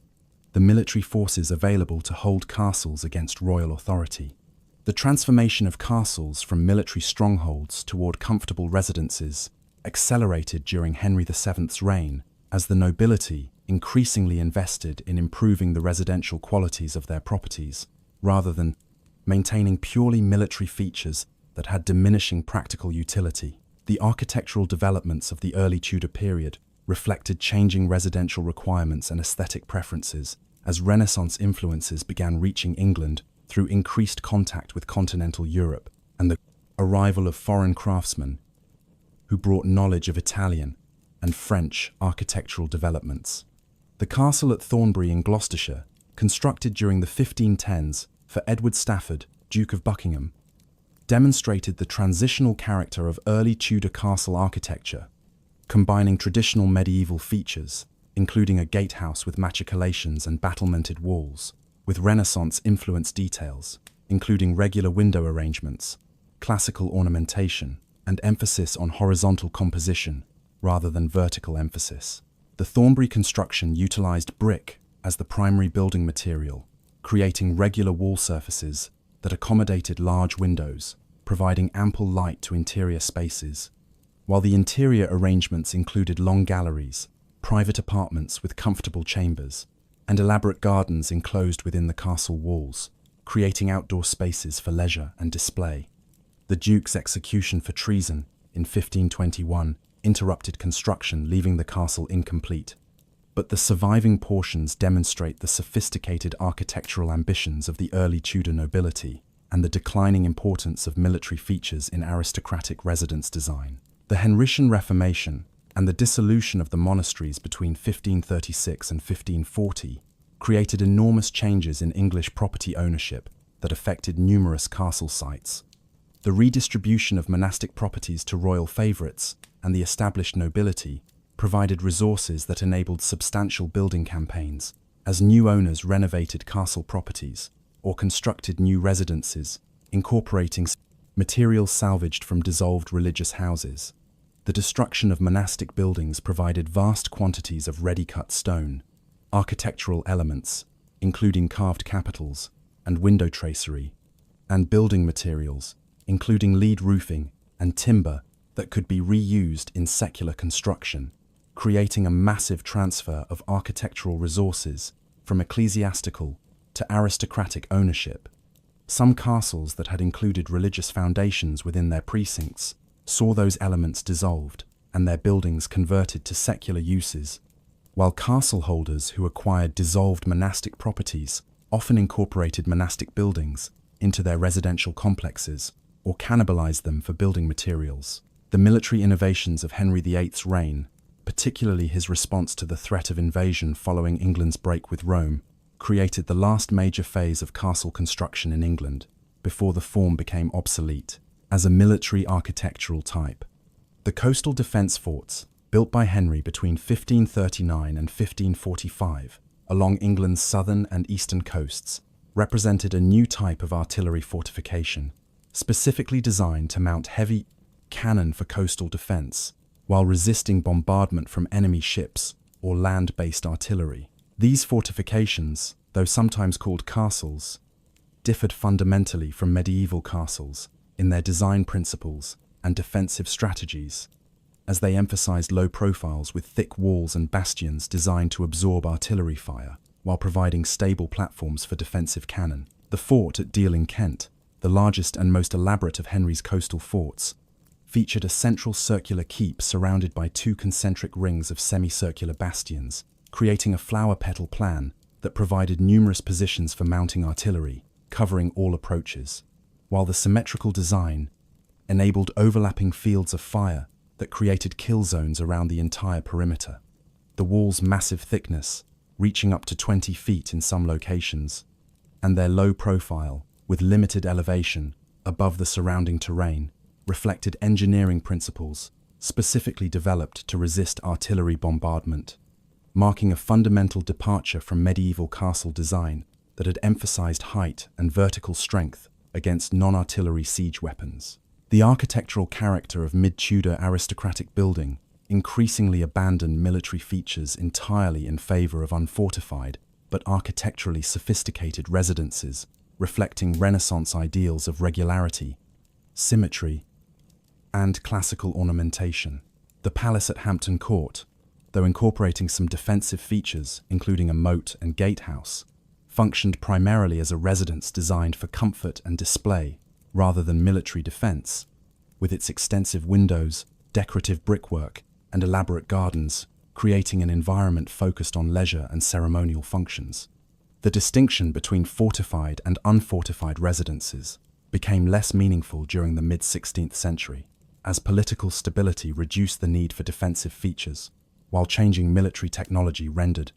traditional castle defenses ineffective against contemporary artillery, leading aristocratic builders to abandon military architecture in favor of houses that maximized residential comfort and aesthetic appeal. The dissolution of castle military functions during the later 16th century proceeded unevenly across England, with some castles remaining garrisoned for defensive purposes, particularly in border regions vulnerable to Scottish raids, while most castles in the English interior lost their military functions and were either abandoned, converted to purely residential uses, or allowed to decay into ruins. The transition from military stronghold to residential property often involved substantial architectural modifications, as owners removed or modified defensive features that interfered with comfortable residence, while adding windows, galleries, and other features that improved living conditions, but would have been unacceptable in functioning military installations. The castle at Kenilworth underwent extensive renovation during the 1570s, when Robert Dudley, Earl of Leicester, transformed the medieval fortress into a magnificent palace suitable for entertaining Queen Elizabeth I, adding large windows, elaborate gardens, and residential buildings that prioritized comfort and display over defensive capability while maintaining the castle's impressive architectural presence. The English Civil War of 1642 through 1649 brought renewed military attention to castles, as both royalist and parliamentary forces garrisoned medieval fortifications and adapted them for contemporary accented warfare. The military utility of castles during the Civil War demonstrated that these medieval structures retained defensive value even in an age of gunpowder weapons, as their substantial masonry walls could resist contemporary artillery, while their elevated positions and complex layouts created obstacles for attacking forces. However, the Civil War also demonstrated that systematic siege operations employing artillery could reduce even the strongest castles given sufficient time and resources, as parliamentary forces captured numerous royalist-held castles through bombardment and blockade. The siege of Corfe Castle in Dorset during 1645 through 1646, when parliamentary forces invested this powerful medieval fortress for over 2 years, exemplified the challenges of capturing well-defended castles while demonstrating that determined resistance could prolong sieges far beyond what attackers anticipated. The castle's eventual surrender resulted from treachery rather than successful assault, as one of the garrison enabled parliamentary forces to enter through a gate he controlled, leading to the castle's capture and subsequent deliberate destruction by order of Parliament. The slighting of castles, meaning their deliberate destruction to prevent their future military use, occurred systematically during and after the Civil War, as Parliament sought to eliminate fortified strongholds that might provide bases for future royalist resistance. Parliamentary engineers demolished castle walls, filled in moats, and destroyed towers and gatehouses at numerous sites across England, creating the picturesque ruins that would later appeal to romantic sensibilities during the 18th and 19th centuries. the extent of deliberate destruction varied considerably, with some castles, including Corfe, receiving thorough demolition that left only fragmentary remains, while others sustained more limited damage that left substantial portions of their structures intact. The political motivations behind slighting decisions reflected local military situations and the perceived threat that different castles might pose if recaptured by royalist forces, with strategically important fortifications receiving more thorough destruction, while castles in areas of secure parliamentary control might escape extensive damage. The restoration of Charles II in 1660 marked the end of castles' military significance in England, as political stability and professional military forces replaced the localized defensive systems that castles had provided during the medieval period. The later 17th century witnessed continued neglect of most medieval castles, as aristocratic families focused their building efforts on comfortable country houses that incorporated the classical architectural principles, increasingly fashionable among the English elite. The few castles that remained occupied underwent extensive renovations that often destroyed or dramatically altered medieval features, as residents prioritized comfort and convenience over historical preservation, while adapting buildings designed for medieval life to the very different residential requirements of the post-medieval world. The castle at Windsor represented a notable exception to this general pattern of neglect, as its status as a royal residence ensured continued occupation and maintenance, while successive monarchs invested in renovations and expansions that transformed the medieval castle into a Baroque palace, retaining its castle name and some medieval features while functioning as a comfortable royal residence. The emergence of romantic interest in medieval architecture during the mid-18th century initiated a cultural transformation that would rescue castle ruins from complete neglect, while establishing castles as important symbols of English national identity and historical continuity. The Gothic revival movement, beginning in the mid-18th century and reaching its peak during the Victorian era, embraced medieval architecture as a distinctively English artistic tradition, superior to the classical styles borrowed from continental models, leading to renewed appreciation for castle architecture and efforts to preserve significant ruins from further decay. Wealthy landowners who controlled castle sites began to view these ruins as valuable landscape features that could be incorporated into picturesque gardens and parks, leading to stabilization efforts that prevented complete collapse while maintaining the romantic character of ivy-covered walls and crumbling towers. The preservation philosophy that emerged during this period emphasized maintaining ruins in their picturesquely decayed state rather than attempting restoration, as Romantic aesthetics valued the emotional and artistic qualities of ruins over archaeological accuracy or historical completeness. The antiquarian scholarship that developed during the 18th and 19th centuries provided the first systematic studies of castle architecture and history, as scholars, including John Carter, James Bentham, and later Edward Augustus Freeman, documented castle remains through measured drawings, historical research, and architectural analysis. These pioneering studies established methodologies for understanding castle development and variation, while creating records of castle structures that would prove invaluable for later preservation efforts. The publication of illustrated volumes depicting castle architecture brought these buildings to wider public attention, while establishing castles as legitimate subjects for artistic and scholarly attention, contributing to the broader cultural movement that transformed medieval architecture from neglected relics into valued components of England's artistic and historical heritage. The Victorian enthusiasm for medieval architecture produced ambitious castle restoration projects that sought to recover or recreate the appearance of castles during their medieval prime. Though Victorian restoration work often reflected contemporary aesthetic preferences rather than rigorous historical accuracy, the restoration of Windsor Castle during the 1820s through 1840s transformed the royal residence's medieval core through extensive reconstruction that created Gothic revival interiors, incorporating modern comfort with medieval architectural vocabulary, while later Victorian work under the direction of Anthony Salvin added or restored features, including towers and battlements, that enhanced the castle's medieval character. Salvin, who specialized in castle restoration, and became the era's preeminent castle architect, worked on numerous projects, including major restorations at Warwick, Alnwick, and Durham,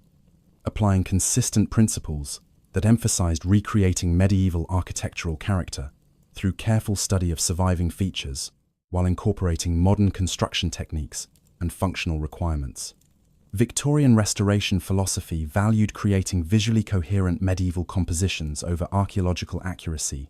leading to extensive rebuilding that sometimes destroyed authentic medieval fabric, while creating impressive architectural ensembles that served contemporary residential and ceremonial requirements. The establishment of legal protections for historic buildings during the late 19th century reflected growing recognition that castle ruins represented national heritage, requiring active preservation rather than merely private property whose owners could dispose of it as they wished.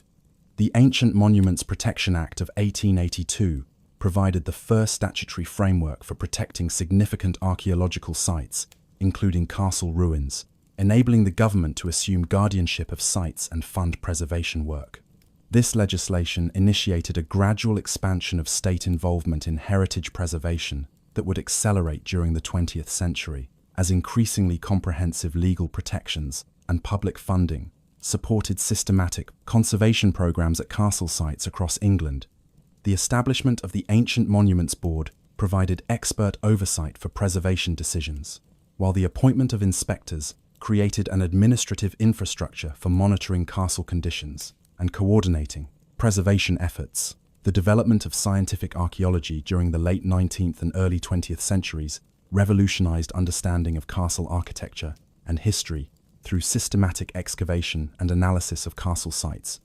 Archaeological investigations revealed details of castle construction techniques, the evolution of defensive features, and patterns of occupation and abandonment that documentary sources had not preserved, while stratigraphic excavation methods enabled reconstruction of building sequences and chronological development. The excavation work of archaeologists, including Mortimer Wheeler and later Brian Hope Taylor, established methodological standards for castle archaeology, while specific excavations at sites including Old Sarum, Berkhamsted, and Hen Domen produced detailed knowledge about castle types and developmental patterns. The integration of archaeological evidence with documentary sources created more nuanced and accurate understandings of castle history, while demonstrating that many assumptions derived from architectural analysis alone required revision in light of excavation evidence. The world wars of the 20th century brought temporary military reactivation of some castle sites, as military forces utilized their strategic positions for defensive installations, communications facilities, or administrative purposes, though these wartime uses generally involved only minimal adaptation of castle structures. Dover Castle served as military headquarters, coordinating operations during both world wars, while its tunnels excavated through the chalk cliffs provided secure facilities for military administration, and later for a hospital treating wounded soldiers. The castle's 20th century military history demonstrated how sites that had lost their original defensive functions could still provide valuable military facilities due to their strategic positions and substantial structures. Though modern military requirements bore little resemblance to the defensive roles castles had performed during the medieval period, the expansion of heritage tourism during the later 20th century transformed numerous castle sites into popular tourist destinations, attracting millions of visitors annually who came to experience England's medieval past through its most dramatic architectural remains. The challenge of managing castle sites as both tourist attractions and archaeological resources, requiring preservation, created ongoing tensions between public access and conservation needs, as visitor traffic caused wear on delicate medieval fabric, while the desire to enhance visitor experience sometimes conflicted with preservation priorities, emphasizing minimal intervention. Organizations, including English Heritage, the National Trust, and private owners managing castle properties, developed increasingly sophisticated approaches to interpretation and visitor management that sought to provide engaging educational experiences while protecting the physical remains for future generations. The installation of visitor centers, interpretive displays, and interactive exhibitions enhanced public understanding of castle history while generating revenue that could support conservation work, creating sustainable models for castle preservation in an era of limited public funding for heritage conservation. The scholarly understanding of castle architecture and history advanced substantially during the later 20th century through the work of castle historians, including R. Allen Brown, Sidney Painter, Charles Coulson, and Oliver Creighton, whose research combined architectural analysis with documentary research and archaeological evidence to create comprehensive interpretations of castle development and social functions. These scholars moved beyond earlier approaches that had emphasized purely military analysis toward understanding castles as multifunctional buildings, serving residential, administrative, economic, and symbolic purposes, as well as defensive roles. The recognition that castle architecture reflected social relationships, political aspirations, and cultural values as much as military requirements transformed scholarly understanding, while revealing the limitations of purely military interpretations that had dominated earlier castle studies. Recent scholarship has emphasized the diversity of castle types and the complex relationships between castles and surrounding landscapes, demonstrating that castles functioned as nodes within broader territorial control systems rather than as isolated defensive structures, while their construction and maintenance reflected economic relationships linking castle lords with dependent populations whose labor sustained the material basis of aristocratic power. The application of landscape archaeology to castle studies during recent decades has revealed how castles shaped and were shaped by their environmental contexts through relationships with associated settlements, agricultural systems, and communication networks. The analysis of castle landscapes using documentary sources including manorial records, survey data, and cartographic evidence combined with physical remains including earthworks, field systems, and settlement remains has demonstrated that castles existed within complex territorial frameworks whose understanding requires examining much broader geographical areas than the castle structures themselves.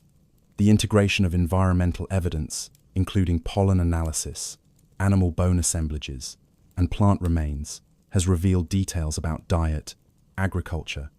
and landscape management that illuminate the economic foundations supporting castle societies while demonstrating connections between castle sites and their hinterlands. The contemporary significance of castles extends far beyond their physical presence as architectural monuments to encompass their roles as symbols of English identity and historical continuity.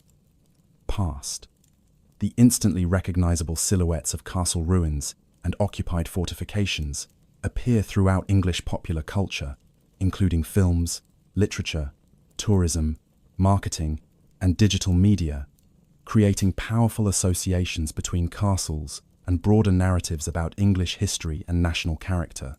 The continuing appeal of castle architecture reflects enduring fascination with medieval society and the architectural achievements that medieval builders accomplished using relatively simple construction technologies and vast quantities of organized labor.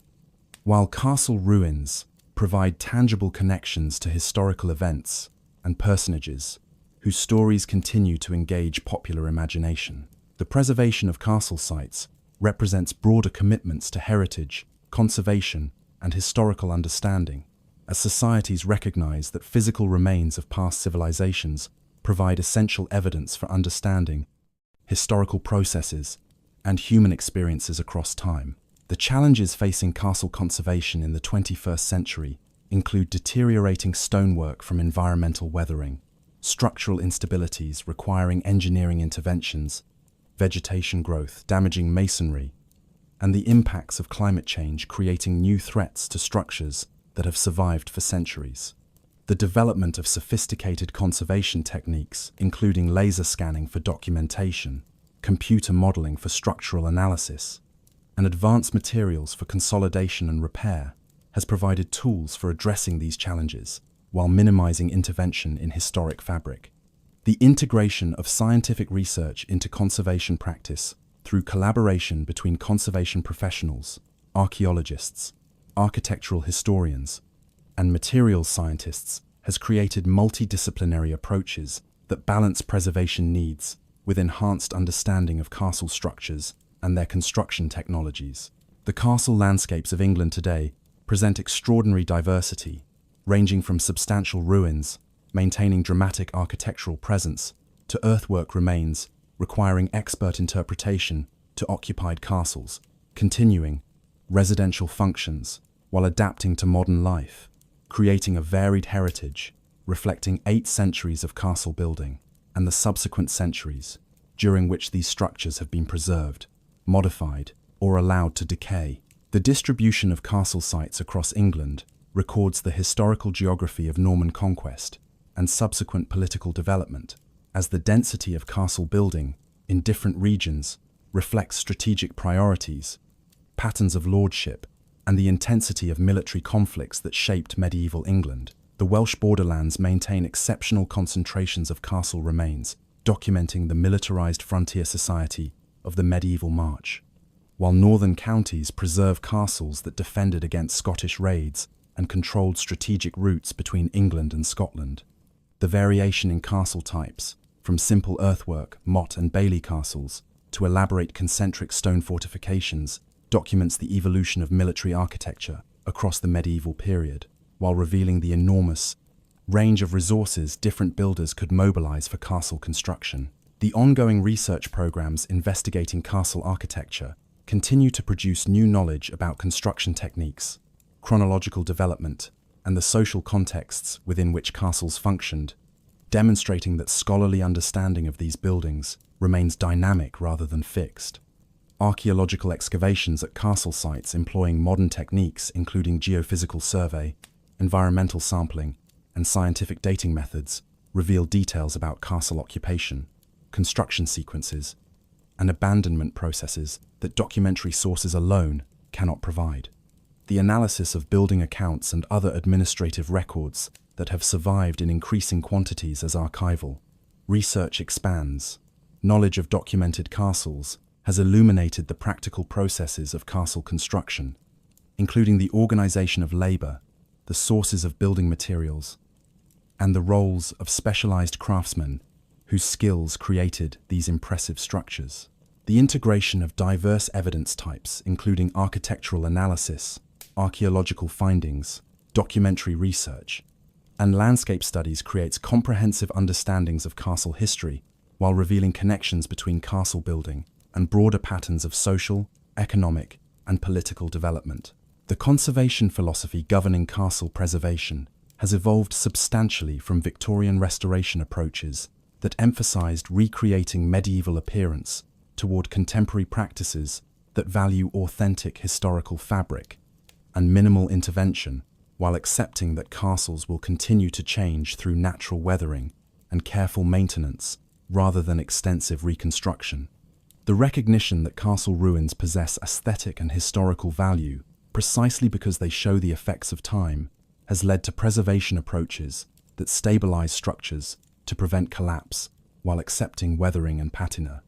as legitimate aspects of their historical character. The challenge of determining appropriate intervention levels when castle structures require stabilization to prevent loss creates ongoing debates within the conservation community, as different approaches balance competing values including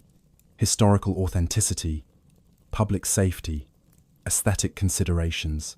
and resource limitations. The documentation of conservation decisions and interventions creates records that future generations can consult when making their own preservation decisions,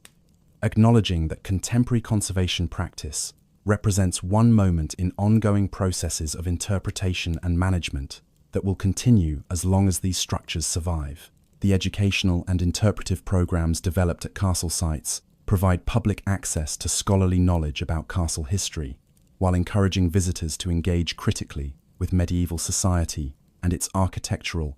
achievements. The installation of interpretive displays, incorporating recent research findings, ensures that public understanding reflects current scholarly consensus rather than outdated interpretations,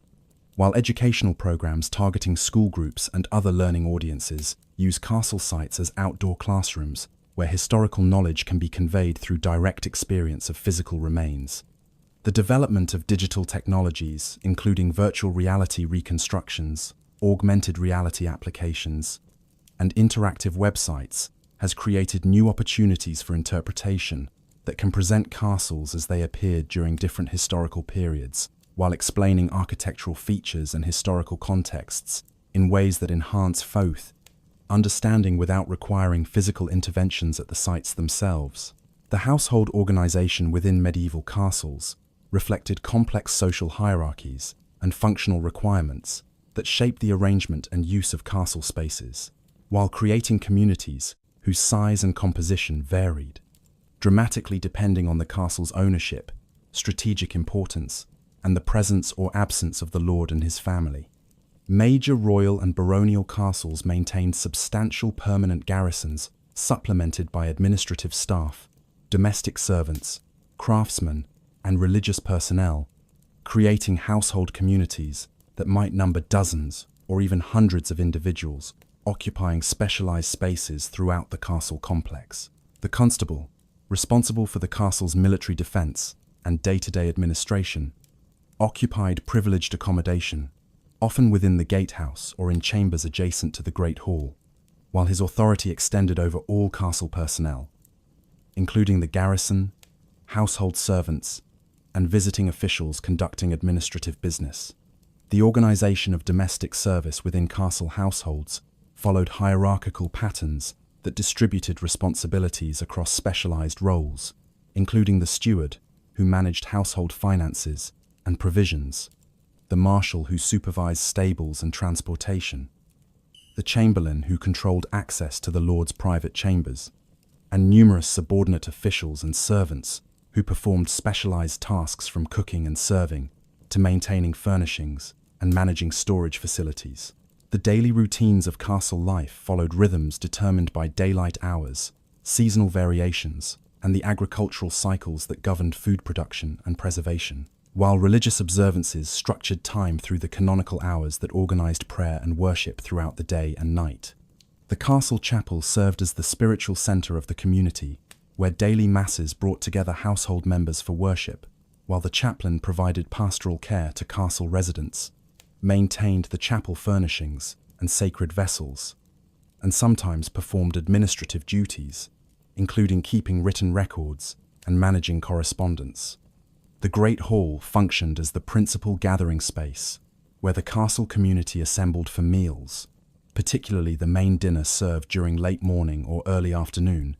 while the hall also hosted judicial proceedings, administrative meetings, and occasional entertainments, including performances by musicians, acrobats, or traveling minstrels who brought news and entertainment from beyond the castle walls. The seating arrangements within the hall physically manifested social hierarchies, as the lord and honored guests occupied the high table, elevated on a dais at one end of the hall, while household members and retainers sat at trestle tables,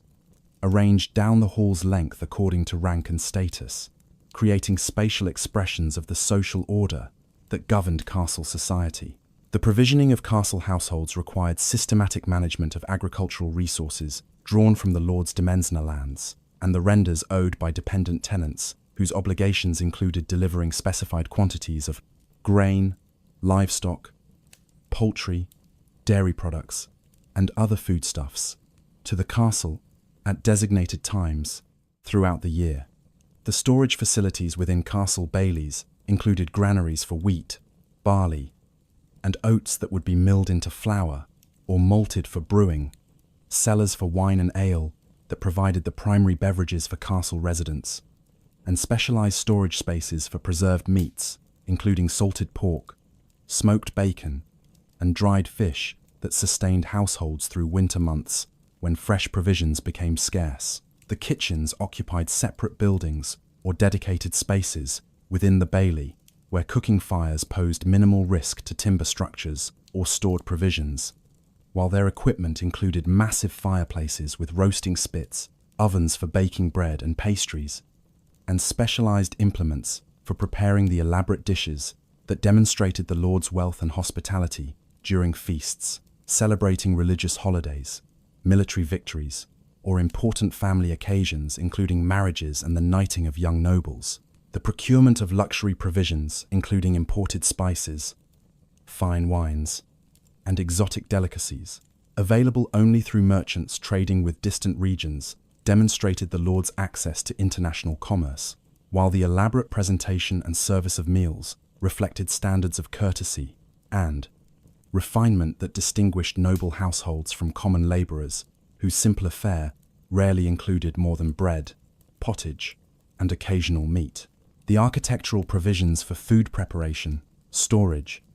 and service within castle complexes created specialized spaces whose arrangement reflected both practical requirements and social conventions, governing the movement of provisions from storage through preparation to presentation at the lord's table. The buttery and pantry adjoined the hall's service end, providing storage and preparation spaces for beverages and bread, respectively, while passages connecting these service rooms to the hall enabled servants to deliver provisions without traversing the main hall space during formal meals. The complexity of service arrangements increased in major castles, where multiple courses required coordination between kitchen staff, preparing dishes, servers, presenting them in proper sequence, and cupbearers managing beverages while maintaining appropriate ceremonial standards that reflected the dignity of the lord's household. The role of household officials in managing provisions extended beyond simply ensuring adequate supplies to include maintaining standards of quality, preventing waste and pilferage, and coordinating the complex logistics of feeding communities that might swell dramatically when the lord arrived with his travelling household, or when military circumstances required housing additional garrison troops drawn from the blessing surrounding estates. The accommodation of visiting dignitaries, travelling officials,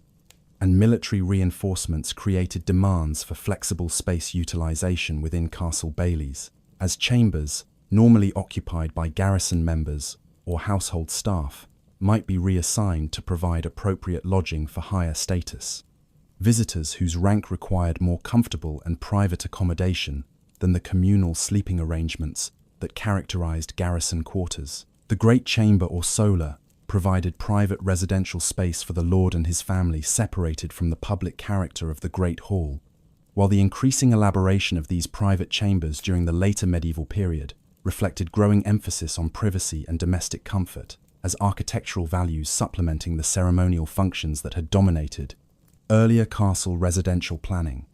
The furnishing of private chambers with beds, chests for storing clothing and valuables, tapestries providing decoration and insulation against cold stone walls, and decorative features, including carved woodwork and painted decoration, created comfortable domestic environments that contrasted with the austere military character of castle defences, while demonstrating that even within fortress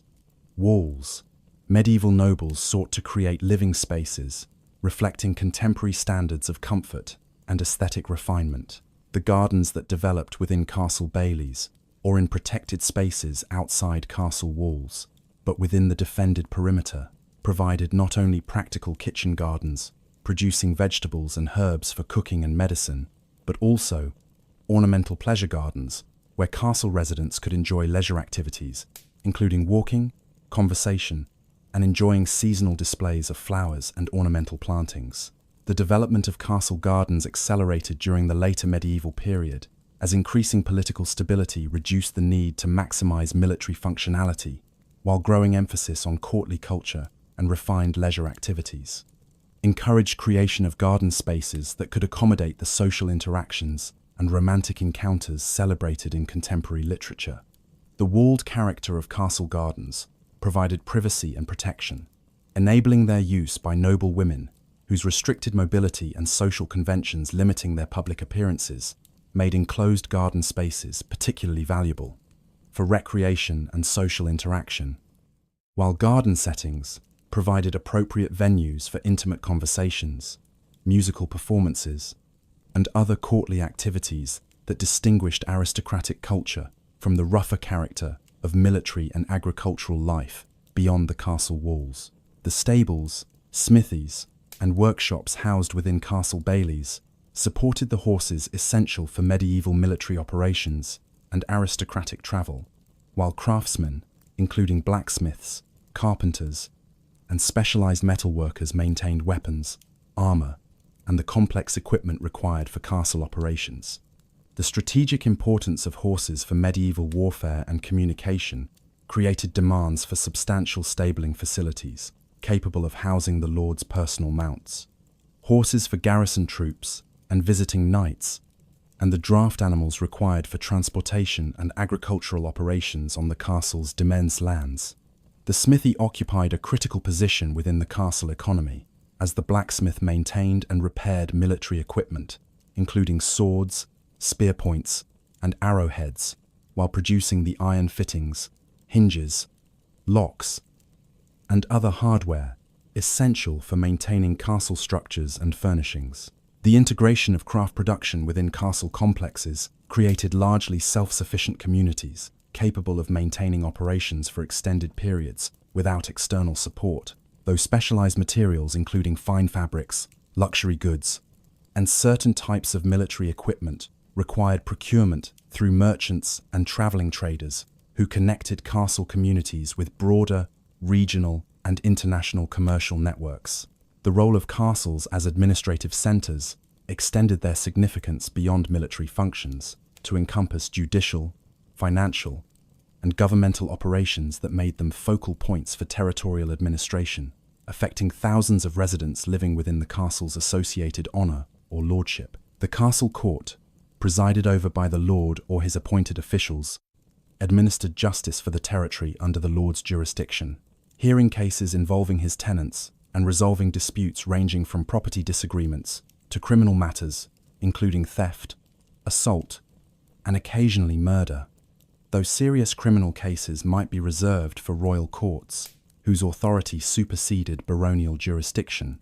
the financial operations centered in castle administration included collecting rents and feudal dues from dependent tenants, managing revenues from the lord's demesne lands worked by dependent laborers,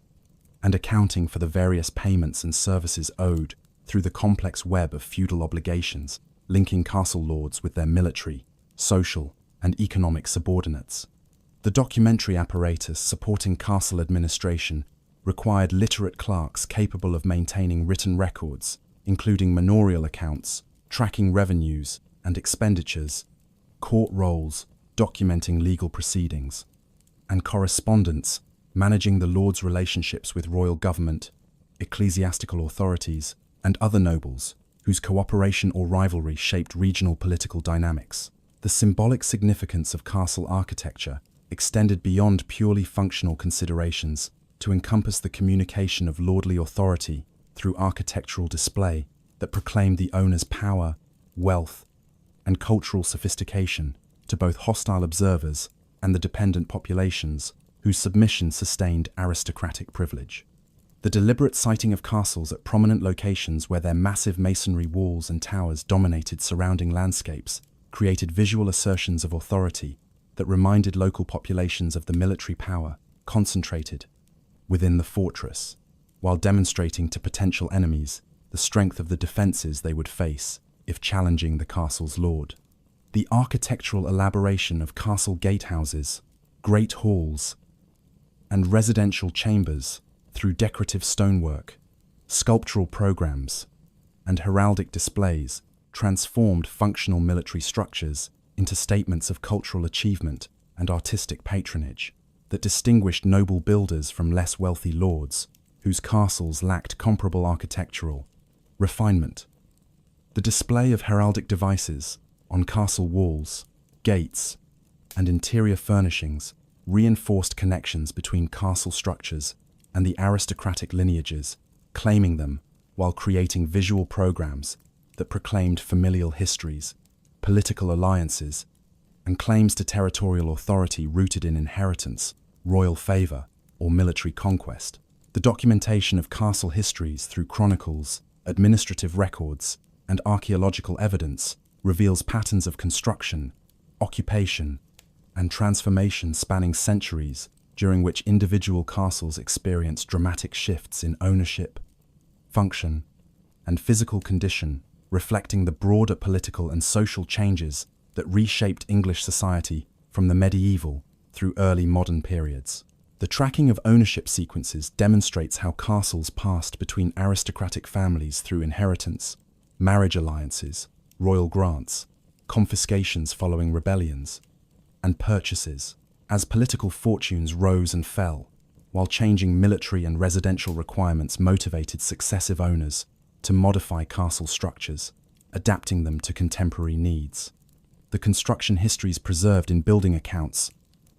architectural analysis, and excavation evidence document the piecemeal processes through which most castles developed as successive building campaigns, added new structures, modified existing features,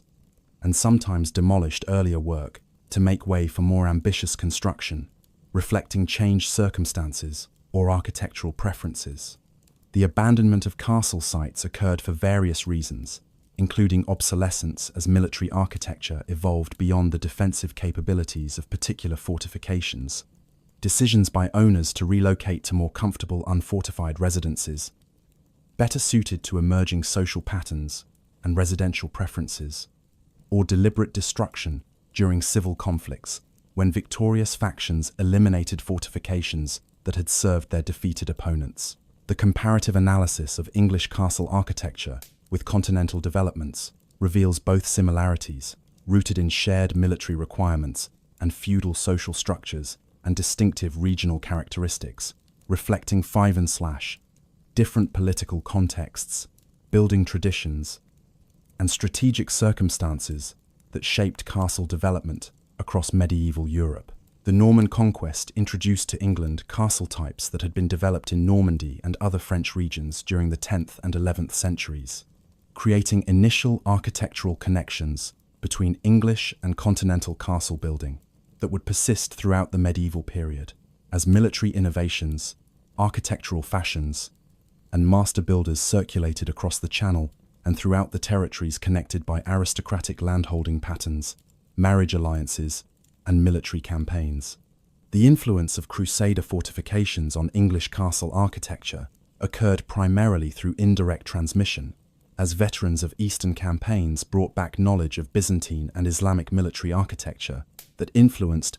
castle planning and defensive features during the late 12th and 13th centuries, though the direct application of specific Eastern features remained limited compared to the broader enhancement of defensive sophistication that resulted from exposure to advanced fortification systems encountered in the Holy Land.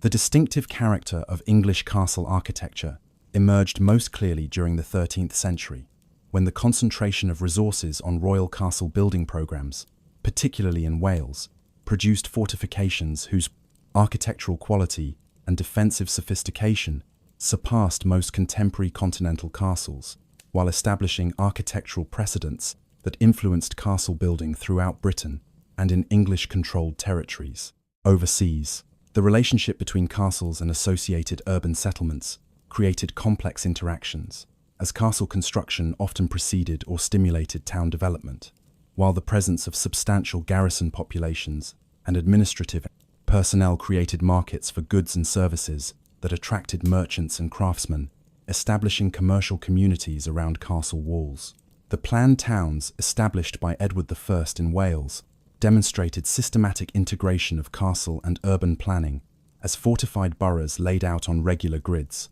provided settler populations whose commercial activities supported English control, while the town's defensive walls extended the castle's protective envelope to encompass larger communities that could provide military manpower during emergencies. The less systematic relationship between castles and towns in England proper reflected the adaptation of castle building to existing urban landscapes as Norman conquerors inserted fortifications into established settlements whose layouts and property patterns constrained castle planning, while the disruption caused by castle construction, including the demolition of existing structures and the appropriation of valuable urban land, created tensions between military requirements and urban economic interests.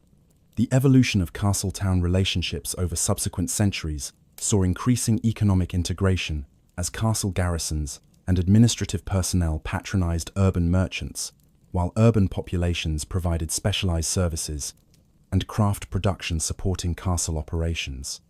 creating mutually dependent communities whose prosperity reflected the successful integration of military, administrative, and commercial functions within shared urban spaces. The environmental impact of castle construction and occupation extended beyond the immediate transformation of castle sites to include the extraction of building materials from surrounding regions,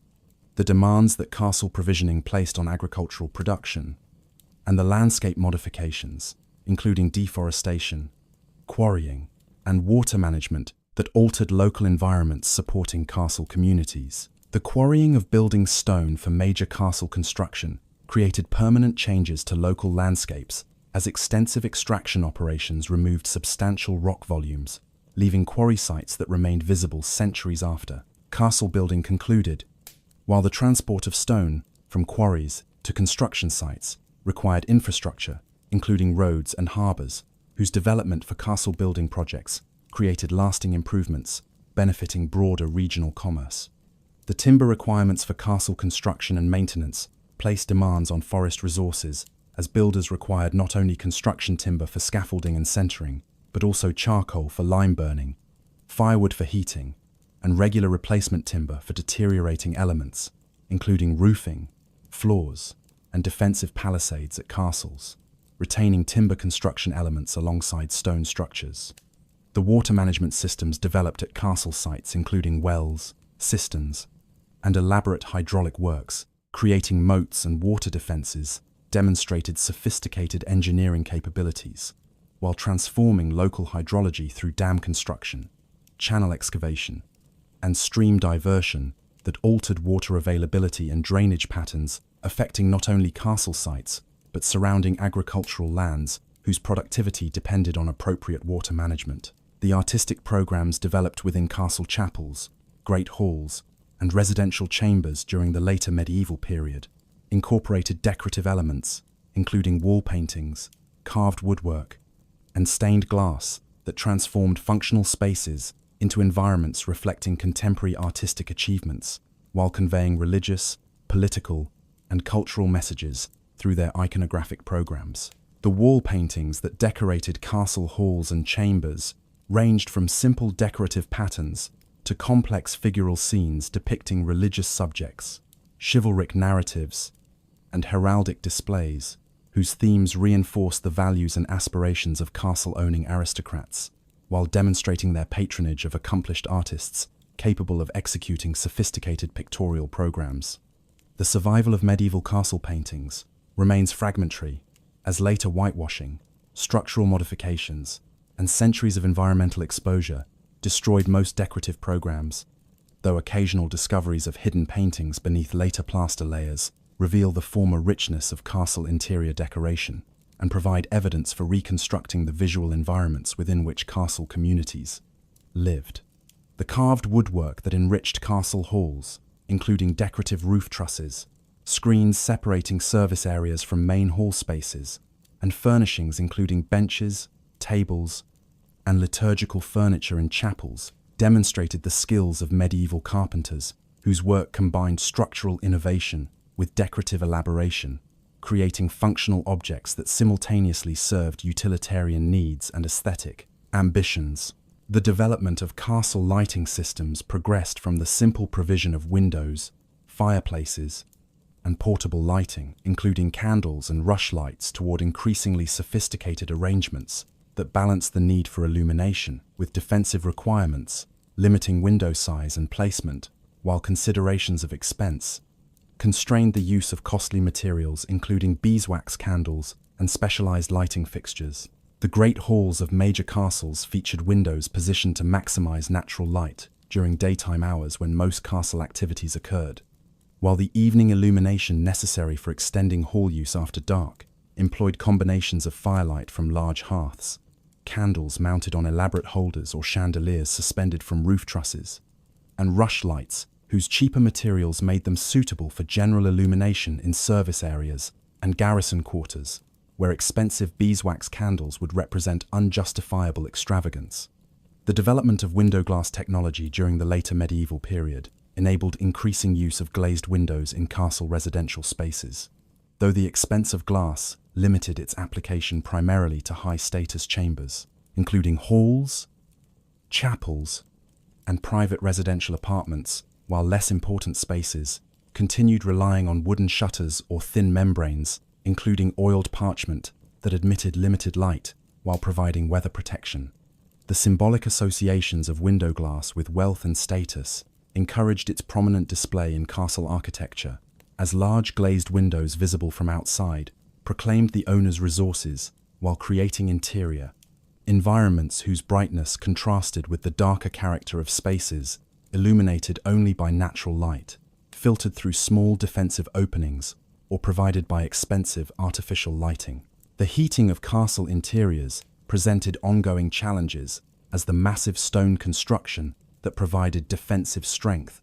also created cold, damp environments that required substantial heat sources to achieve even minimal comfort. During winter months, while the smoke production from open fires created air quality problems requiring ventilation systems that balanced the need to remove smoke with the desire to retain heat within inhabited spaces. The development of fireplace technology progressed from simple central hearths, whose smoke escaped through roof openings or accumulated in upper hall spaces, before eventually finding its way out through gaps in the structure toward increasingly sophisticated fireplaces built into walls, with flues channeling smoke upward through masonry chimneys that eliminated interior smoke while improving heating efficiency. The decorative treatment of fireplace openings transformed functional heating appliances into architectural features whose carved stone surrounds and elaborate mantels displayed the stone carver's skill, while the size and prominence of fireplaces in great halls and residential chambers indicated the importance of the spaces they heated. The provision of multiple fireplaces in major castle residential suites during the later medieval period reflected increasing expectations for comfort, as private chambers received individual heating rather than relying solely on the great hall's fireplace, though the expense of maintaining multiple fires limited this luxury to the wealthiest castle owners, while lesser fortifications continued managing with minimal heating, concentrated in shared public spaces. The water supply systems developed at castle sites addressed the critical need for reliable access to potable water that could sustain castle communities during peacetime operations, and particularly during sieges, when external water sources became unavailable as besieging forces sought to deny defenders access to wells and springs outside castle walls. The construction of deep wells penetrating through bedrock to reach underground water sources represented substantial engineering achievements, as medieval builders excavated shafts reaching depths that sometimes exceeded 100 feet, while maintaining sufficient diameter to enable workers to descend for maintenance and emergency water recovery if well walls collapsed. The elaborate water management systems developed at sophisticated castles, including conduits channeling water from distant springs, cisterns storing rainwater collected from roof surfaces, and hydraulic installations lifting water from rivers or moats to elevated storage tanks, demonstrated advanced engineering capabilities, while ensuring water availability even during extended sieges.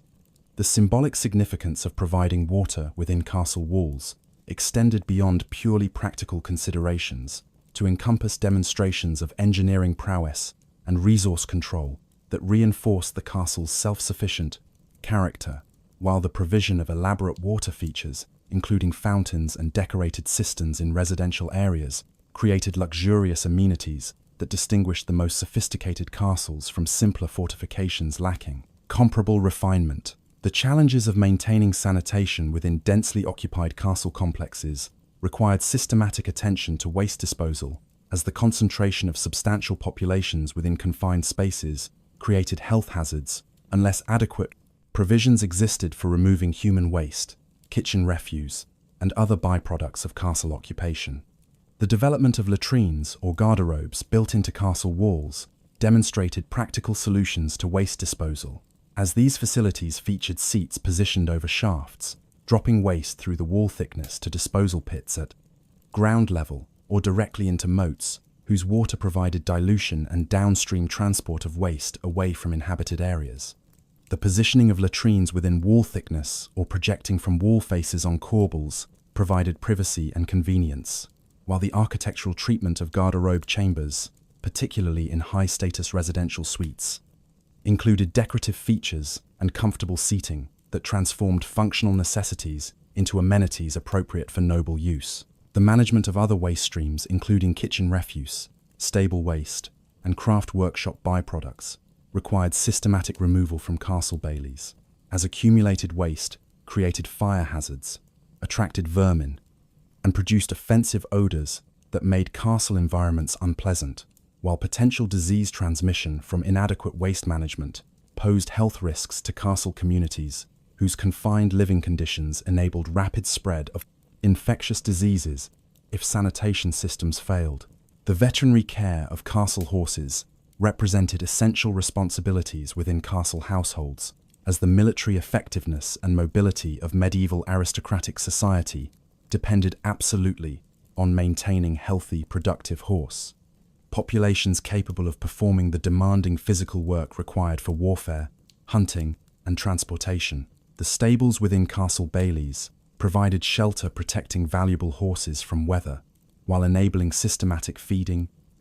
grooming, and medical treatment by specialized personnel whose expertise in horse management contributed to the castle's military readiness. The treatment of horse injuries and illnesses drew on empirical knowledge accumulated through generations of practical experience, as horse handlers developed remedies for common conditions, including lameness, digestive problems, and wounds sustained during military service or accidents. Though the limitations of medieval veterinary understanding meant that many conditions remained untreatable, while others received ineffective remedies, reflecting contemporary theories about disease causation and appropriate treatments. The economic value of well-bred war horses, capable of carrying armored knights into battle, created strong incentives for providing excellent care, while the social prestige associated with maintaining superior horses encouraged aristocratic investment in breeding programs and care facilities that produced and sustained the horse populations essential for maintaining military capability and aristocratic lifestyle. The integration of religious observance within castle communities reflected the central importance of Christian faith in medieval society, as daily masses, seasonal liturgical celebrations, and personal devotions structured time while providing spiritual sustenance that medieval people considered essential for salvation and worldly success. The castle chapel's architectural quality and decorative richness varied dramatically, depending on the owner's resources and religious devotion, as major royal and baronial chapels featured sophisticated architecture, including elaborate vaulting, carved decoration, and stained glass that created sacred spaces comparable to parish churches, while simpler garrison chapels provided basic facilities sufficient for celebrating Mass and housing sacred vessels and liturgical texts. The chaplain's role within castle households extended beyond conducting religious services to encompass education of the Lord's children, maintaining written records, and sometimes providing advice on political and administrative matters, as his literacy and education distinguished him from most castle residents, while his clerical status provided connections to ecclesiastical hierarchies that could facilitate communications with bishops and monasteries. The provision of private chapels within castle residential suites during the later medieval period enabled noble families to hear Mass without descending to the main castle chapel, reflecting increasing emphasis on privacy and domestic comfort, while the architectural elaboration of private chapels demonstrated the intersection of religious devotion and aristocratic display, as sacred spaces incorporated decorative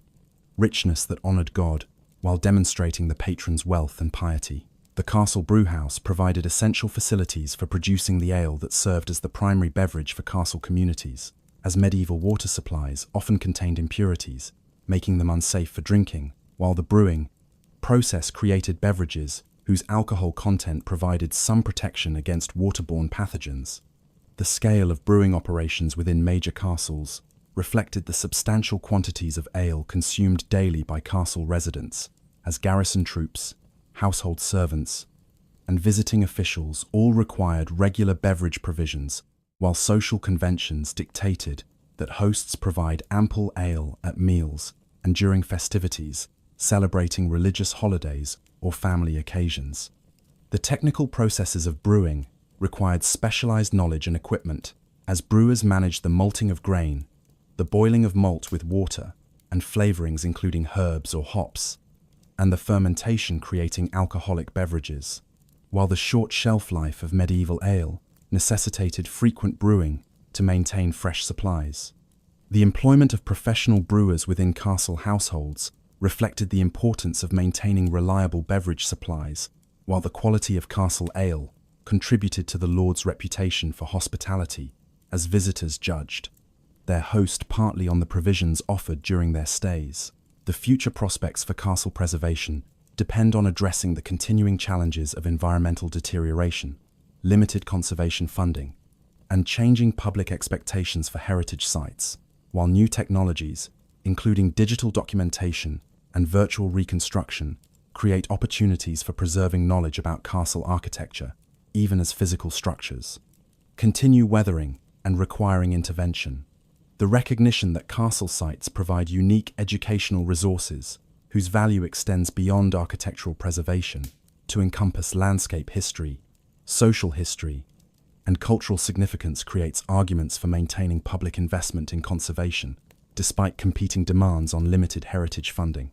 The development of sustainable management approaches that balance preservation needs with revenue generation through tourism and educational programs provides models for ensuring castle sites remain viable heritage resources, while the engagement of local communities, as stakeholders invested in castle preservation, creates support networks that can supplement professional conservation efforts, with volunteer participation and advocacy supporting continued investment in these remarkable monuments to medieval achievement, whose preservation ensures that future generations can continue experiencing the architectural legacy of England's castle-building centuries, whose transformative impact on English landscape, society, and historical consciousness remains evident throughout the 21st century, as castle ruins and restored structures maintain their power to inspire wonder at the engineering capabilities and artistic achievements of medieval builders, while providing tangible connections to historical narratives that continue shaping English national identity and cultural memory.